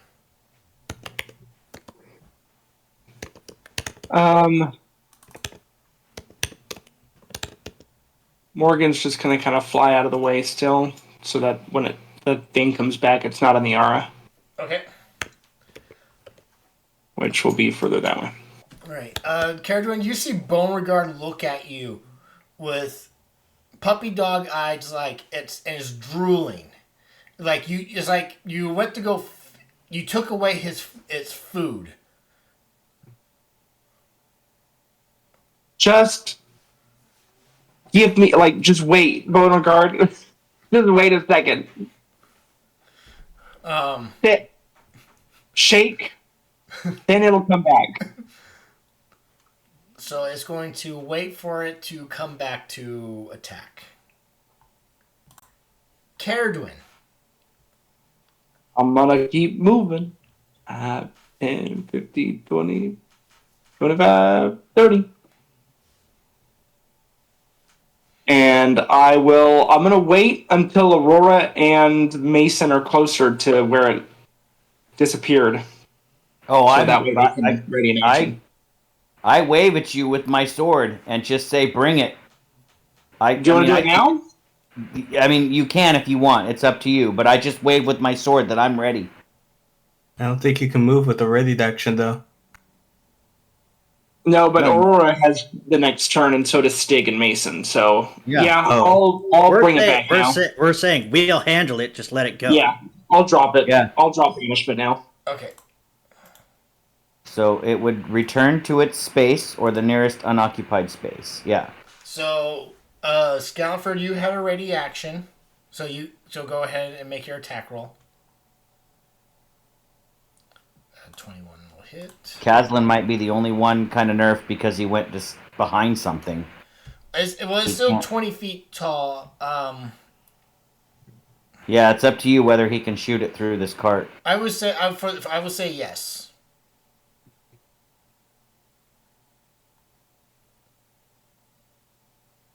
Uh, 17 will hit. So 20.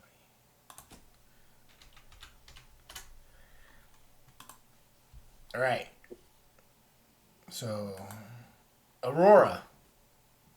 I start my turn in his aura. You do. So I need a Constitution saving throw. Okay. A 7. 6. 13 points of necrotic damage, and I have advantage. I'll take 6. As an Azamar, I resist necrotic and radiant. Okay. And then I will charge it. 20 feet to get there. We've got it, Stig! It's dead now. I'm gonna attack it with my longsword. Actually, for funsies, I'm gonna bonus action. I think this is a bonus action. It is. I'm gonna do that. That gives me a bonus D4 for all my attacks, Okay. extra radiant damage. You really want to kill this thing. I am burning with holy fire right now, ready to slay this creature. So I will attack it with my longsword, glowing with radiant. Well, actually, all of me is glowing with radiant light right now. A 12? A 12 is... you need a 14. He has an AC of 14. Oh, fucking damn it. Why can't I roll higher than a 5? Jesus. Okay, next attack. Oh my god! It's dead.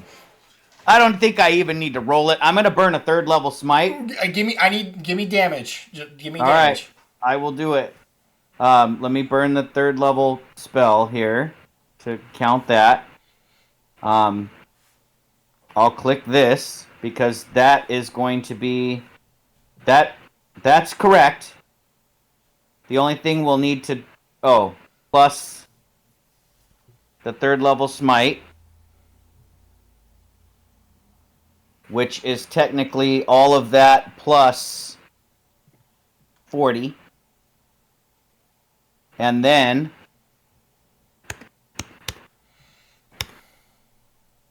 that much more radiant. That's the spell I cast Is it at crit damage. Is it 2d4 or is it 4 plus... Oh, you're... It's a D4. It's a D4 plus 4 Okay, because I crit. Right? I see it now. Yeah, okay. Yep. So I'll do the math here real quick. It should be 8, 9, 10. So that's 13 plus It's 34. 40, 60. So I gotta do a calculator. I'm just gonna give you 21 plus the 13 radiant. is 34, plus 6 is 40, plus 22 is 62, plus 6 is 68. Plus Okay, 40 68 for plus- the whole Divine Smite crit. Right. Yeah. The Divine Smite is 40 plus 20. Plus another 48, so 68 plus 32, so 70, 100 damage. It's an undead, so it's an extra D8, so that'd be... That's on 108. there. That's what this 6 is. It only does the 22 for Divine Smite if it's not an undead. Hang on. Brad has a button for... No, That's a lot of damage. I know you guys like the buttons, but please not in my game. Oh. Oh, okay. Not- Well, that's a lot of damage. As I'm glowing with holy light, I drive my sword into the chest of this creature who almost killed my ally. And the holy fire radiates out from my sword, and you see it fill the veins of this creature and burst out of its eyes, and every orifice of its body is glowing with radiant light as it explodes. All right. Yeah, it falls over. It reappeared very angry, but Aurora, you jumped up into the air and just plunged it, and yeah, it's dead. It is dead. My first attack was a miss, and then I'm like, God damn it! I'm gonna hit it. I told you I was ready, Caradwin. Thank you. You're welcome. I'm gonna cough up blood. I blew a lot of resources on that, Mr. DM. As you are huffing and puffing, Beauregard walks up to it and begins to eat it. Jesus Christ. I am a little, I haven't seen Beauregard. I think I did see Beauregard the first time I joined the party, but I don't. You said Beauregard looked different, right? Beauregard, you can tell from the first time you see him, has evolved more and more since then. I love that photo you found. Yeah, you should save that. That's a pretty damn good picture. But I I can't. wish we could. We might be able to like Photoshop the ravens out of it, so you can make a token with that. He's eating this creature. Okay. So we'll see what happens. When is this normal? Because that doesn't look normal. Actually, surprisingly, yes, it is normal. Beauregard, we are going to have to update your license when we get back, because I think it's out of date just from the fact that you are different. It's just chowing down on this creature and enjoying his new feast.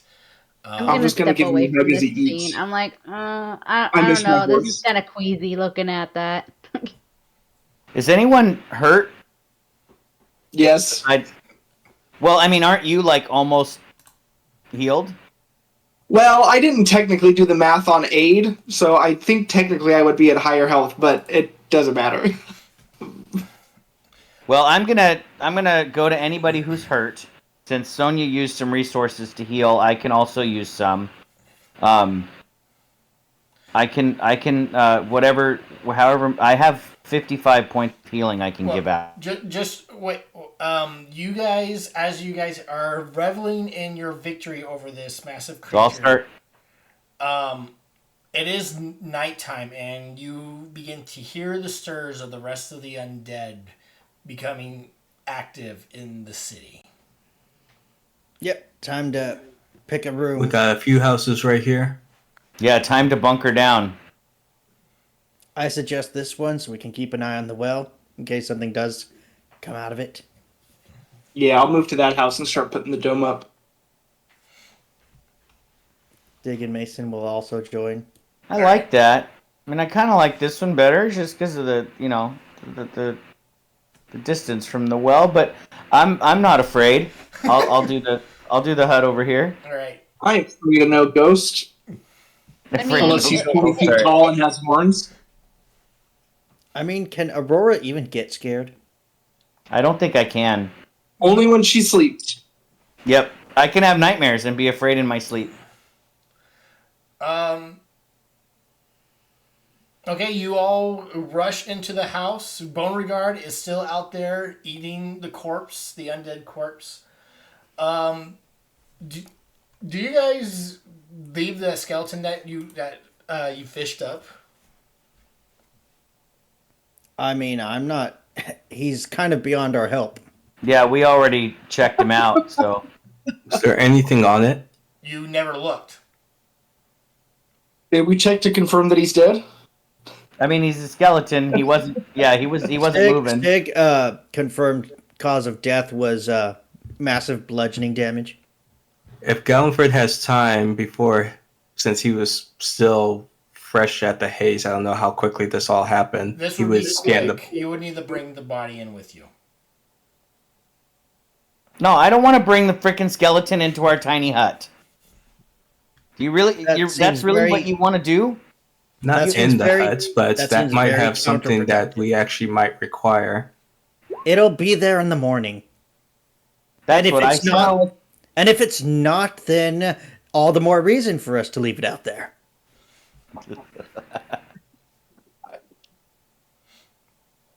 I'm of mixed opinions because I remember the dragon still.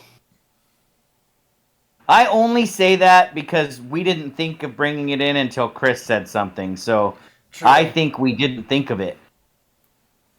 I mean, I actually stepped away, so I assumed you guys searched the body.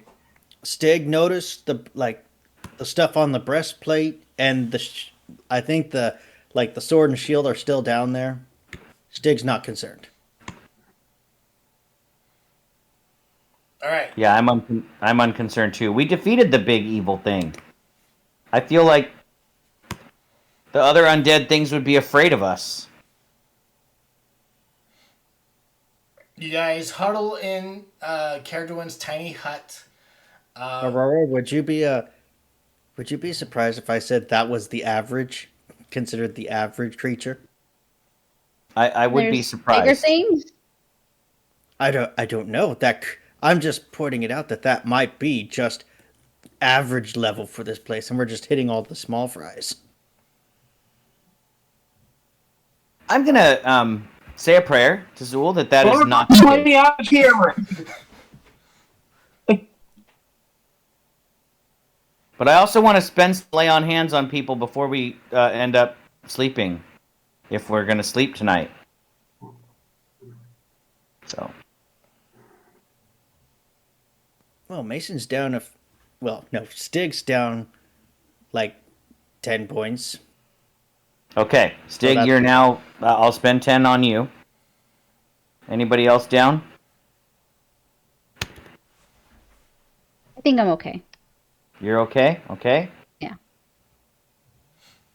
I'm gonna spend. I only have to spend 2 on me.